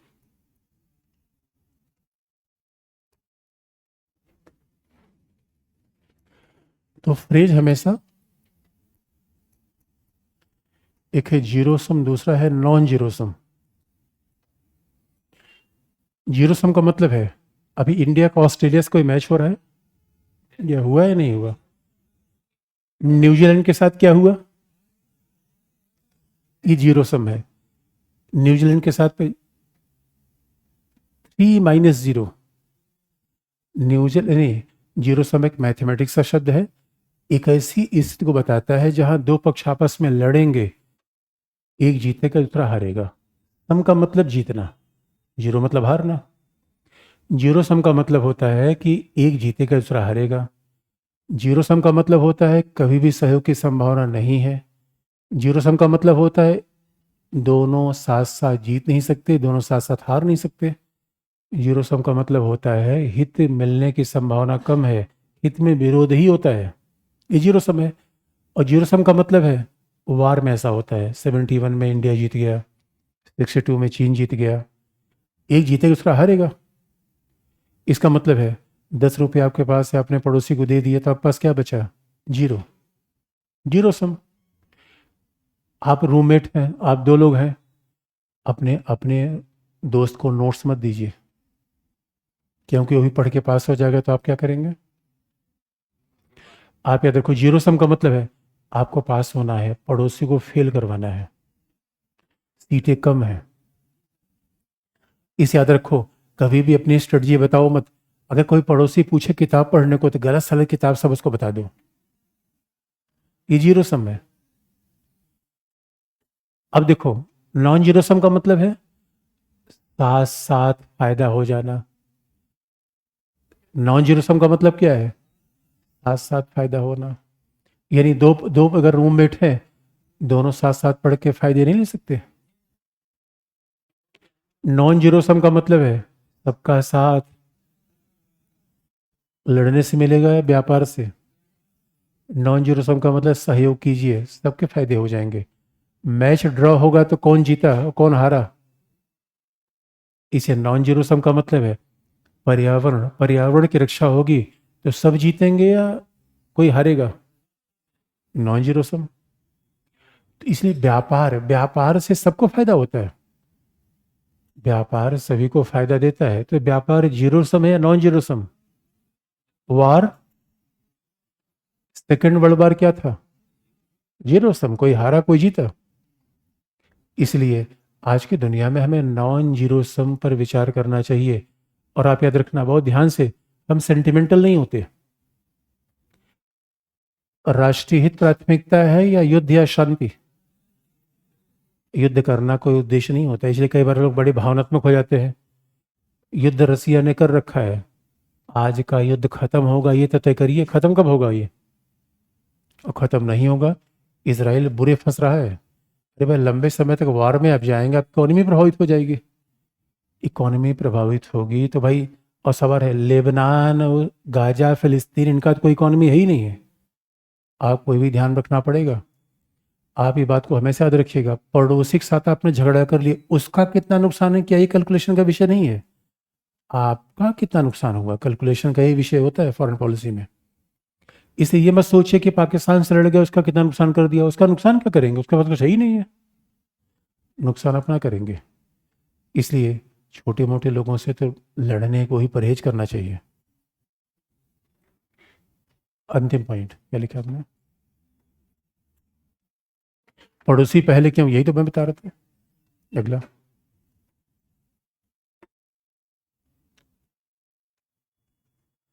चीन और पाकिस्तान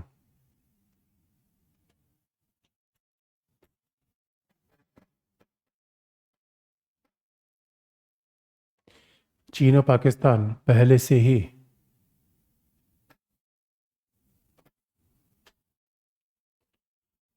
भारत विरोधी दृष्टिकोण अपनाए हुए हैं।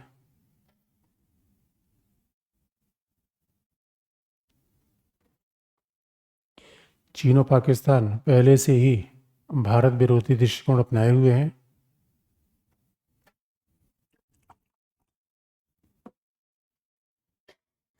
ऐसे में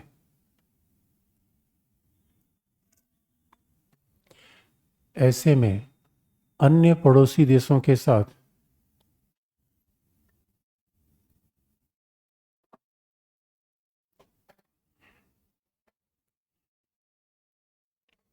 ऐसे में अन्य पड़ोसी देशों के साथ संबंध सामान्य बनाना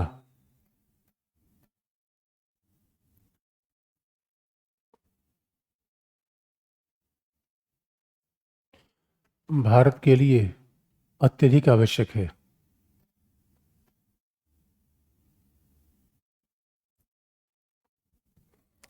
अन्य पड़ोसी देशों के साथ संबंध सामान्य बनाना भारत के लिए अत्यधिक आवश्यक है, क्योंकि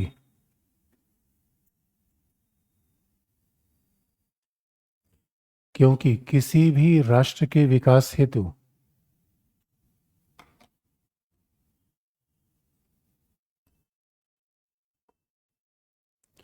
क्योंकि किसी भी राष्ट्र के विकास हेतु पड़ोसी के साथ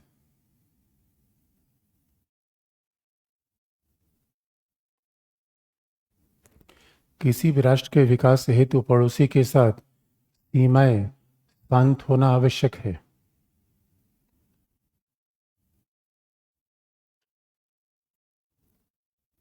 किसी भी राष्ट्र के विकास हेतु पड़ोसी के साथ सीमाएं शांत होना आवश्यक है। ये उत्तर है, पड़ोसी पहले क्यों। इसका मतलब है जब भी आप नेपाल लिखेंगे, बांग्लादेश, भूटान, मालदीव, अफगानिस्तान, ये सारे प्रिंसिपल आएंगे। अब पड़ोसी पहले क्यों है, ये तो कारण हो गया। गुजराल सिद्धांत ने क्या कहा? गुजराल ने कहा क्या? तो हेडिंग चेंज कर लीजिए। पड़ोसियों के साथ, हेडिंग चेंज कर लीजिए, पड़ोसियों के साथ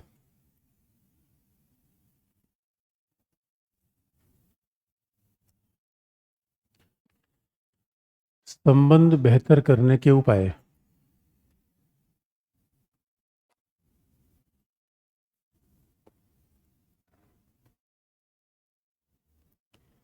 पड़ोसियों के साथ संबंध बेहतर करने के उपाय। पहला पॉइंट,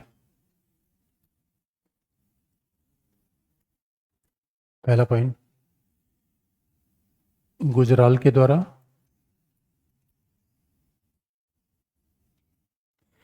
गुजराल के द्वारा पहली बार यह कहा गया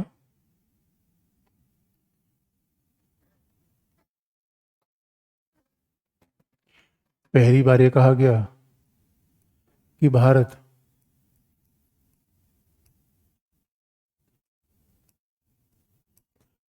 छोटे पड़ोसी देशों के लिए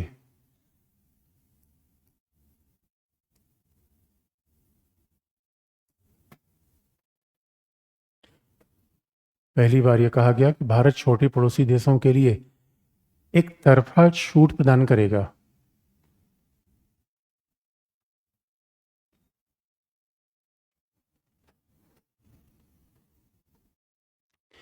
एक तरफा छूट प्रदान करेगा और उनके साथ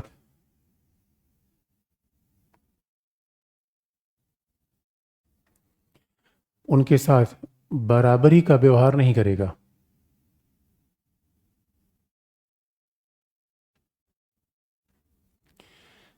एक तरफा छूट प्रदान करेगा और उनके साथ बराबरी का व्यवहार नहीं करेगा। बराबरी मतलब रेसिप्रोसिटी, बराबरी एक तरफा छूट, याद रखिएगा। गुजराल डॉक्ट्रिन में 5 बातें हैं, लेकिन सबसे इंपॉर्टेंट ये है, जब कोई उत्तर हम लिखते हैं, याद रखिए गुजराल डॉक्ट्रिन की 5 में से 4 बातें न लिखे चल जाएगा, 4 लिखिए ये भूल जाइए नहीं चलेगा। तो लिखने में क्रमिकता का ज़्यादा महत्व होता है। कुछ पॉइंट्स आप बिल्कुल अवॉइड नहीं कर सकते। तो गुजराल डॉक्ट्रिन में कहा गया कि एक तरफा छूट दी जाएगी। बात याद रखिएगा, जब हम कोई संबंध बनाते हैं, संबंध लेन देन से बनते हैं, केवल लेने या केवल देने से बनते हैं। ये बात ध्यान सुनने की है। कुछ लोग दुनिया में मित्र नहीं बना पाते। आप जानते हैं क्यों? वो क्या सोचते हैं, मेरे यहाँ आओगे तो क्या लाओगे, तुम्हारे यहाँ आऊंगा तो क्या खिलाओगे। बात स्पष्ट हुई? यानी कुछ लोग दुनिया में मित्र नहीं बना पाते क्योंकि हमेशा यही सोचते हैं कि दूसरे की ही चाय पिए। आप केवल लेने चक्कर में पड़े हुए हैं। संबंध गिव एंड टेक से बनता है। बस इतनी बात ध्यान रखने की है। अगर आप ये सोच रहे हैं तो फिर आप व्यवहारिक आदमी नहीं। आप सोच रहे हैं कि अगले को कुछ खिलाए ही नहीं। अरे अगले को चाय पिलाकर उससे खाना खा लो, चाय पिला के नोट्स ले लो, कुछ तो लो दो। और एक खास बात है, और कई बार हो सकता है अगला इतना पावरफुल ना हो, इसलिए छूट कैसी होनी चाहिए? एक तरफा। अब बताइए, श्रीलंका घाटे में गया, श्रीलंका को जितनी सहायता हमने की वो सहायता हमें कर सकता है क्या? नहीं, उतनी क्षमता उसकी नहीं है, लेकिन अलग तरीके से सहायता मिल जाएगी हमें। इसलिए आपको याद दिला दें, पड़ोसी के साथ बराबरी वाला व्यवहार नहीं है। कई लोग तो जब आईआर नहीं पढ़ते इतनी मूर्खता वाली बात करते हैं। कैसे? अब शादियों के सीजन शुरू हो गया नवंबर में, एसी बंद कर दिए वाला, या तो फैन बंद कर दीजिए, भी एसी बंद कर दिए। अब देखो शादी, आप लोग को निमंत्रण करा रहे हैं शादियों का। अब आप देखोगे बराबरी का व्यवहार, मैं बताऊं बराबरी का व्यवहार कैसा होता है। अब किसी का निमंत्रण मेरे पास आया तो मैंने पहले डायरी उठा के देखी कितने रुपए उसने दिए थे। अगर उसने दिए थे 100 रुपए तो हमने दे दिए 100 रुपए। अरे कुछ इंटरेस्ट जोड़ के दिया होता तभी कुछ ज्यादा दिया होता, 101 दे दिया। और कई कई बार तो मान लो किसी ने हमें रिंग दे दी, कुछ दे दी, तो कई लोग तो जाके उसको बाकायदा दुकान पर उसका वेट करवाते हैं, मेजरमेंट कितने की ये अंगूठी है उतने की ही देंगे। ये बराबरी का व्यवहार है। अरे सीधी सी बात है, अगला आदमी हो सकता है कि आपको इतना देने की क्षमता में ना हो। आप ये मत सोचो कि उसने आपको कितना दिया, आप ये सोचो कि उसको आप कितना छूट दे सकते हो। इसलिए जब तक हसीना थी धनाधन हमने पैसा दिया, 2 बिलियन, 3, 4, 5 लगातार पैसा दिया उनको। रवांडा को भी दे रहे हैं, तो रवांडा हमें क्या दे देगा? श्रीलंका डूब रहा था, हमने जाकर कम से कम $3 बिलियन श्रीलंका को दे दिया। एक फायदा याद रखिएगा। आप कहेंगे सर ये कौन सी बात होती है? अच्छा, कई लोग तो आईआर जानते हैं तब भी प्रॉब्लम करते हैं। कोविड वैक्सीनेशन, कोविड के समय कई छोटे छोटे पड़ोसी देश हैं जिसको भारत ने फ्री में वैक्सीन दे दी। कई लोग इंडिया में हल्ला मचाने लगे, वो तो पॉलिटिक्स थी, ये देखो भारत के लोगों को वैक्सीन नहीं मिल रही है, हम बाहर वैक्सीन दे रहे हैं। ये सब दांव पेच है अपना नाम बढ़ाने का। अरे 100 200 वैक्सीन दे रहे थे। अरे बाहर की जनसंख्या कितनी है? कमाल की बात है, जितनी हमारे वजीराबाद जनसंख्या उतनी तो मालदीव की जनसंख्या है। तो हमारा कोई कंपैरिजन है क्या? अब मालदीव को अगर मान लो 1000 वैक्सीनेशन हमने दे दिया तो उसका टूरिज्म आगे बढ़ गया। मालदीव की उसी वैक्सीनेशन से टूरिज्म उसका रुका नहीं। इसलिए ये एक तरफा छूट का एग्जाम्पल है। और मैंने कई लोगों को देखा हुआ है, केवल पीआर से इतना बड़ा बिजनेस बना रखा है, कोई भी उनके शहर में पहुंच जाए उसे गाड़ी, होटल, खाने पीने का पूरा इंतजाम कर रखते हैं। पूरा खर्च किया 10,000 रुपये, उससे काम ले लिया 1 लाख रुपए का। कैसा लगा? ये मारवाड़ी दिमाग है। अगर आपको लगता होगा यार कोई चैरिटी का विषय नहीं है, इंटरेस्ट चलता है। कई बार पैसा भी दे के इंटरेस्ट पूरा होता है। और ध्यान सुनने की आवश्यकता ये है, अब हमने श्रीलंका को दे दिया 3 बिलियन, ये फ्री में थोड़ी दे दिया। उसका फायदा सुनिए। अब 3 बिलियन जो पैसा दिया उससे गेहूं चावल वो सब हमसे खरीदेगा, तेल भी हमसे खरीदेगा, रेल बिछाना होगा रेल भी हमसे खरीदेगा, डब्बे भी खरीदेगा, उधर दिया इधर इंटरेस्ट भी देगा वो। और बाद में पॉलिटिकल गुडविल बन जाएगी, हाँ भाई उसने दिया उसने दिया। जापान ने मेट्रो बनाने का पैसा जापान ने दिया है, हमारे पास नहीं था। हम धीरे धीरे उसको उधार वापस करके देंगे। हाई स्पीड ट्रेन के लिए जापान से पैसा ले रखा है। हाँ इंटरेस्ट थोड़ा कम होता है, इसे लाइन ऑफ क्रेडिट कहते हैं, LOC, लाइन ऑफ क्रेडिट। तो भाई उधार इंटरेस्ट बड़ा कम होता है, कहीं 0.1%, 0.2, 1% ज़्यादा होता ही नहीं। भाई 1% तो उनको बहुत पैसा मिल जाता है, और वो इन्वेस्टमेंट करेंगे कहाँ। इसलिए हम किसी से लेते हैं और किसी को देते हैं।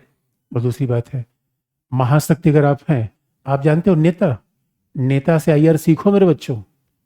जब नेता चलता है 50 लोग हमारे नेता जिंदाबाद जिंदा, नेताजी उनके दिन भर खाने पीने का इंतजाम कर रहे हैं, उनको पैसा दे रहे हैं, तभी नेताजी के पीछे हंगामे करके चल रहे हैं।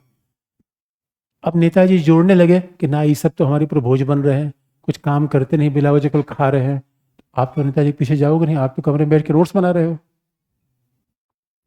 इसीलिए जितना नेता है वो सब IR का प्रयोग तो करता है, एक तरफा छूट देते जाओ, बाद में फायदे मिलने तय हैं। अब बराबरी का व्यवहार करोगे तो मामला गड़बड़ा जाएगा। इसे याद रखना। हम जो छोटे पड़ोसी देश है, छोटे बहुत ही छोटे हैं, नेपाल 2.5 करोड़, नेपाल की आबादी बराबर हर साल हम जनसंख्या अपने देश में जोड़ देते हैं। हर साल हमारे देश की जनसंख्या, मैं तो प्रधानमंत्री का भाषण सुनता हूँ, जब प्रधानमंत्री बने थे तब 125 करोड़ कह रहे थे, अब 145 करोड़ कहते हैं।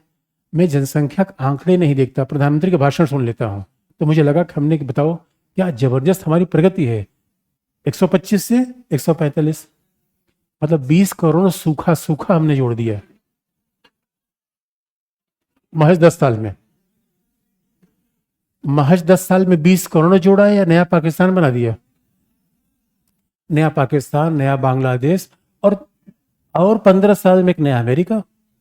अमेरिका का आबादी 35 करोड़ है। ये हमारी ताकत है मेरे बच्चों। अब बताओ, अब 145 करोड़ का देश के नागरिक, अब मालदीव के हैं बराबरी का व्यवहार। इसलिए हमने मोइजो को पुचकारा। उनका मोइजो साहब क्या प्रॉब्लम है? उनका प्रॉब्लम कुछ नहीं है, ये पाकिस्तान आके कहता है कि तुम भारत में मत जाओ मत जाओ। हमने कहा पाकिस्तान से पैसा मांग लो। तो मोइजो ने फोन किया, उनका भाई जितना भारत देता उतना तुम दो। पाकिस्तान का ठेंगा हम क्या देंगे, हम कुछ नहीं देंगे। इसलिए अभी मोइजो के पास चावल घट गया था। समुद्र में मछली अफराद मिलती है, चावल नहीं होता। केवल मछली खाई नहीं है सकती, चावल कहाँ से आएगा? सारे मालदीव में सारे पर्यटक इंडिया के होते हैं। अरे पड़ोसी को फायदा, हमें फायदा। और हम क्यों इतना चाहते हैं कि बस हमारे हितों का ध्यान रखना। पाकिस्तान चीन जैसे राज्यों से ज्यादा नजदीकी दिखी, वहां नजर तिरछी हो जाएंगी। फिर भाई इतना ध्यान तो रखो यार, पड़ोसी हो तो पड़ोसी के साथ नजर मिलनी चाहिए।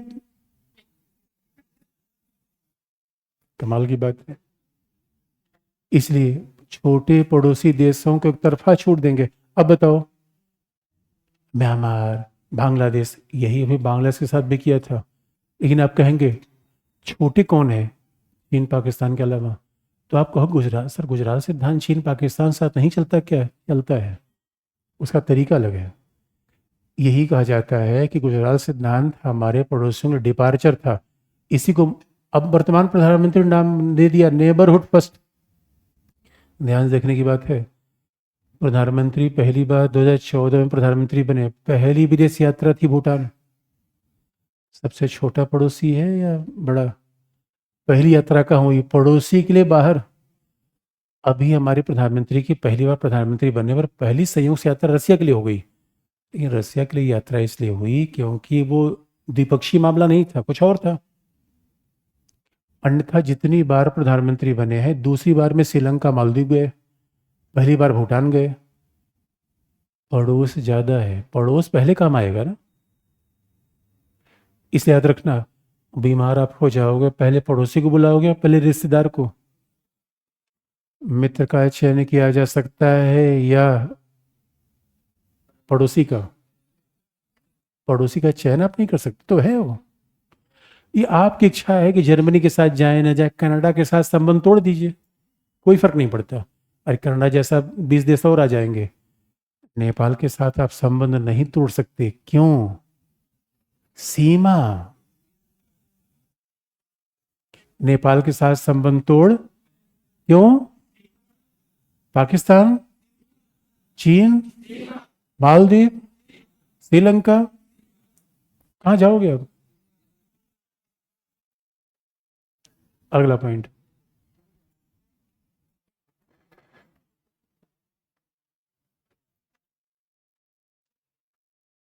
छोटे पड़ोसी देशों में,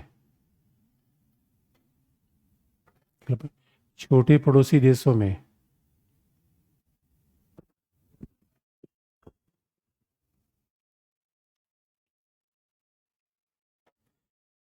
चीन और पाकिस्तान शामिल नहीं है।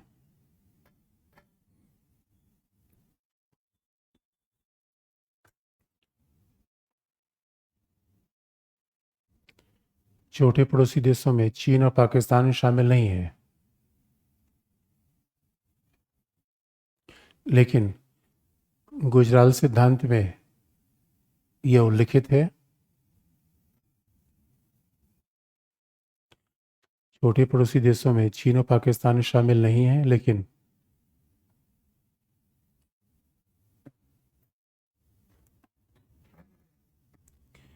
गुजराल सिद्धांत में उल्लिखित है कि सभी पड़ोसी देशों के साथ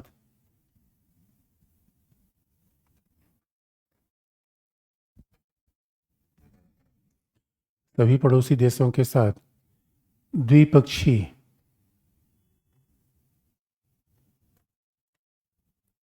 और शांतिपूर्ण रूप में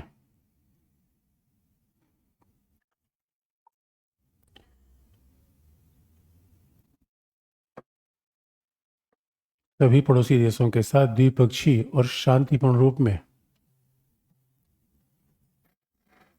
विवादों का समाधान किया जाएगा।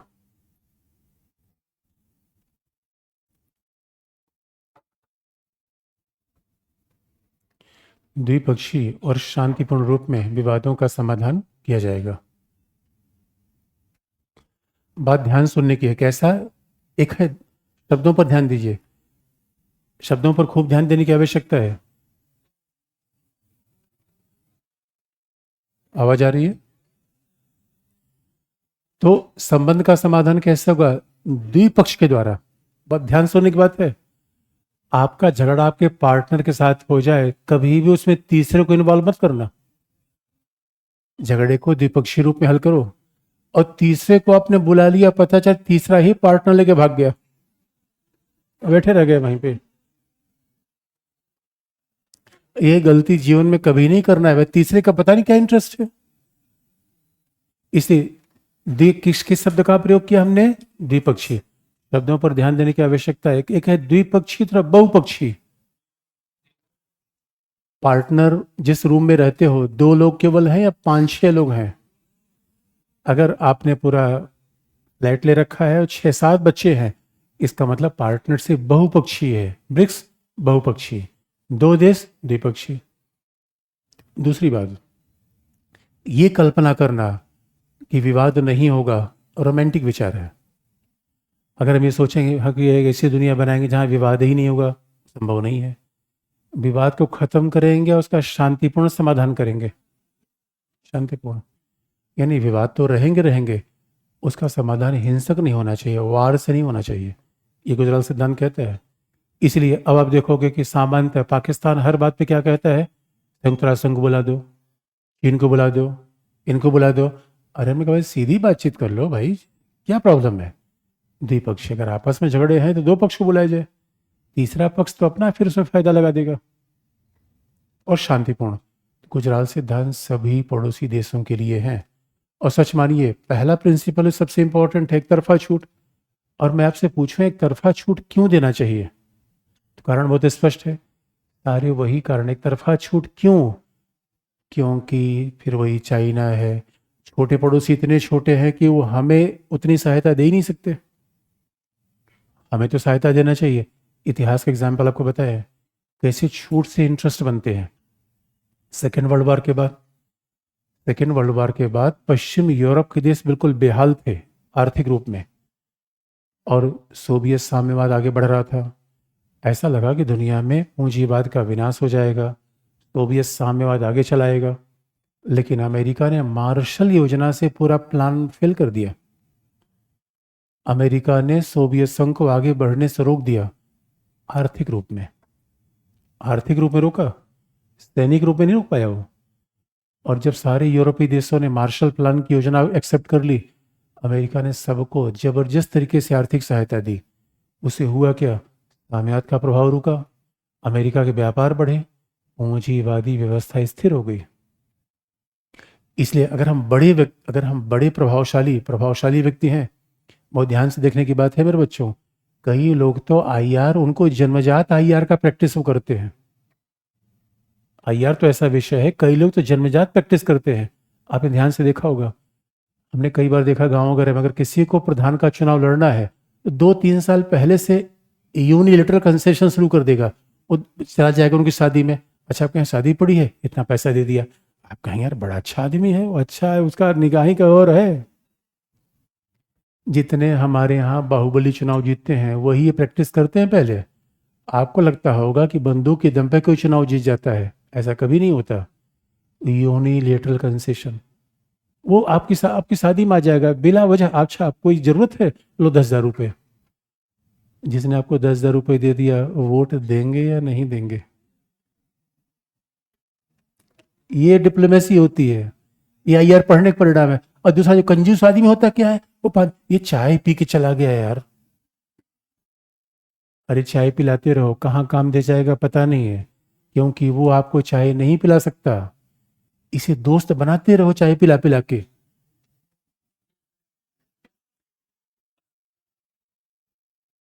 लिख लो मेरे बच्चों आगे, अगला पॉइंट। गुजराल गुजराल सिद्धांत में यह भी अपेक्षा की गई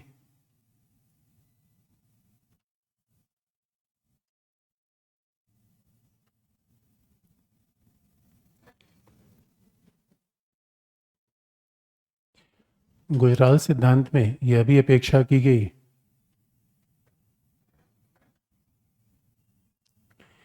कि दक्षिणी एशियाई देश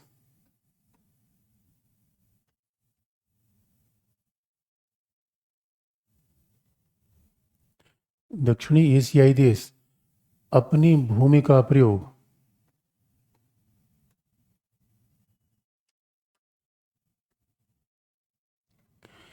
दक्षिणी एशियाई देश अपनी भूमि का प्रयोग दूसरे के विरुद्ध नहीं करेंगे।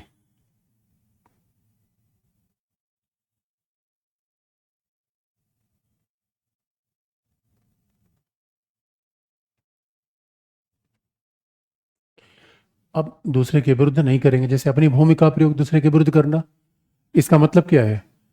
अगर पड़ोसी से किसी की झगड़ा है और उस आदमी को बार बार अपने पड़ोस में बैठा रहे हो, तो समझ लो पड़ोसी के साथ संबंध आप खराब करोगे। पाकिस्तान अपनी जमीन का प्रयोग भारत के खिलाफ कर रहा है कि नहीं कर रहा है? आतंकवादियों को प्रशिक्षण दे रहा है, ट्रेनिंग दे रहा है, पैसा दे रहा है। यानी गुजराल सिद्धांत में एक भारत क्या करेगा ये भी बात है, और पड़ोसी क्या करेंगे ये भी अपेक्षा है। कोई भी पड़ोसी अपनी भूमि का प्रयोग हमारे खिलाफ न करे।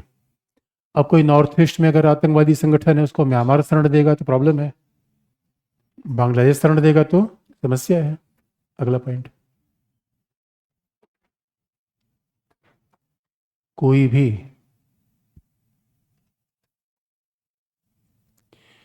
कोई भी राज्य दूसरे के आंतरिक मामले में हस्तक्षेप न करे।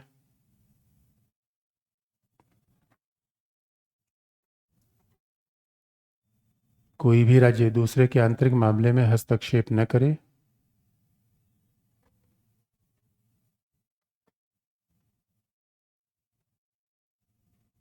और अंतिम पॉइंट, दक्षिण एशिया के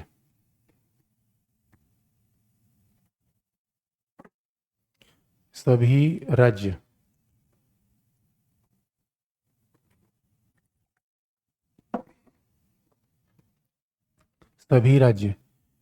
साझे हितों के लिए कार्य करेंगे।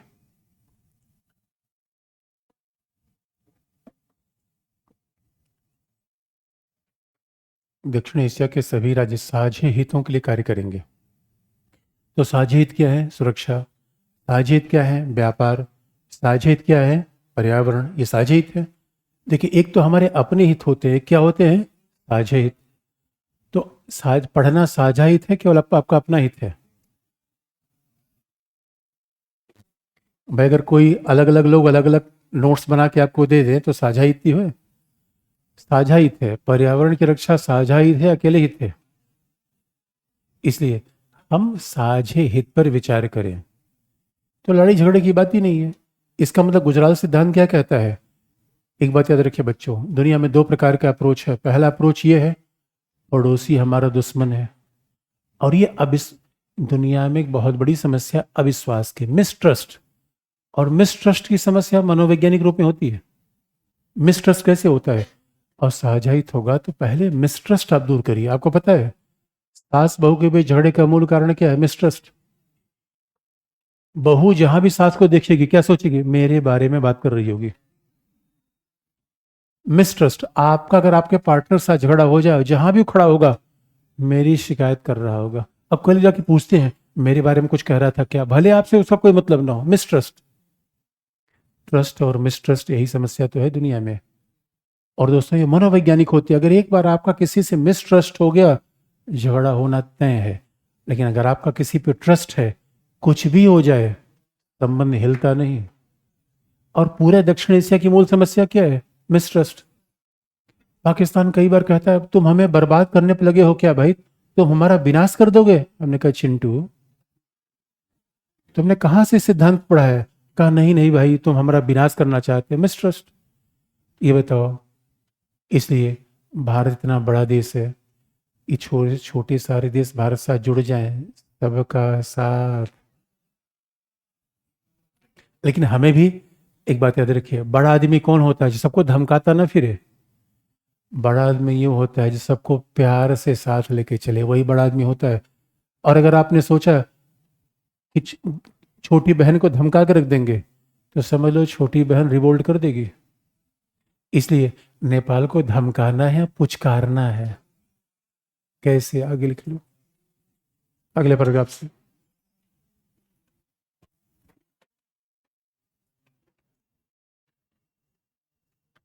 गुजराल सिद्धांत।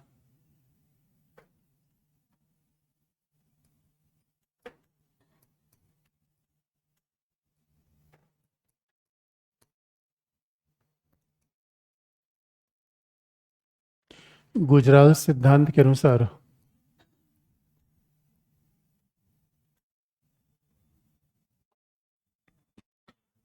भारत, गुजराल सिद्धांत के अनुसार भारत को यह प्रयास करना चाहिए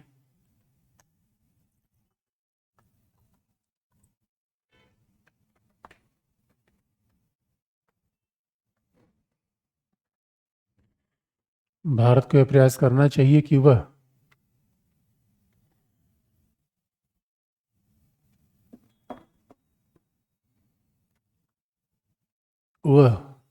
छोटे पड़ोसी देशों के साथ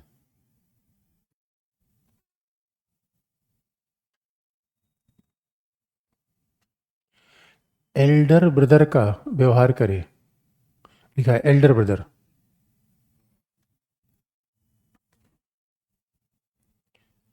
एल्डर ब्रदर का व्यवहार करे,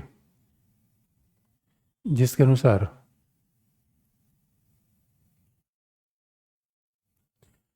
एल्डर ब्रदर का व्यवहार करे जिसके अनुसार पड़ोसियों को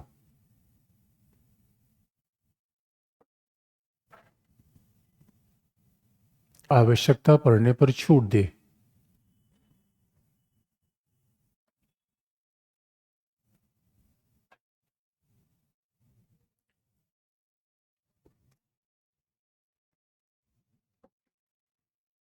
भारत का भारत का छोटे पड़ोसी के साथ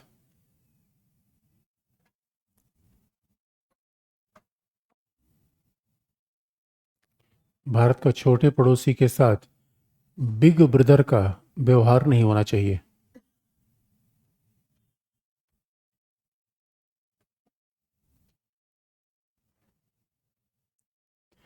भारत का छोटी पड़ोसी देशों के साथ बिग ब्रदर का व्यवहार नहीं होना चाहिए।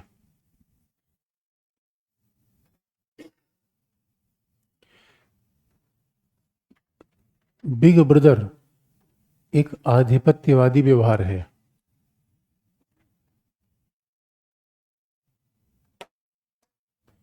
बिग ब्रदर एक आधिपत्यवादी व्यवहार है।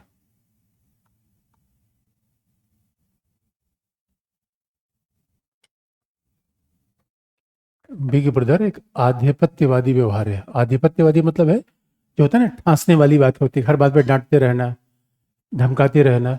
इसीलिए कुल मिलाकर गुजराल सिद्धांत क्या कहता है कि पड़ोसी देशों के साथ, क्योंकि उनके आकार छोटे हैं, इसलिए उनके साथ प्यार से व्यवहार करना ज़्यादा अच्छा है।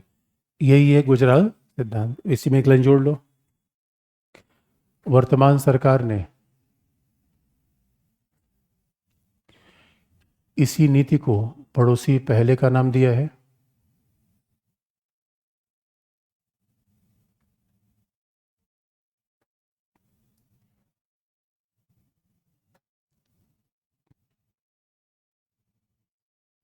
पड़ोसी पहले का नाम दिया है।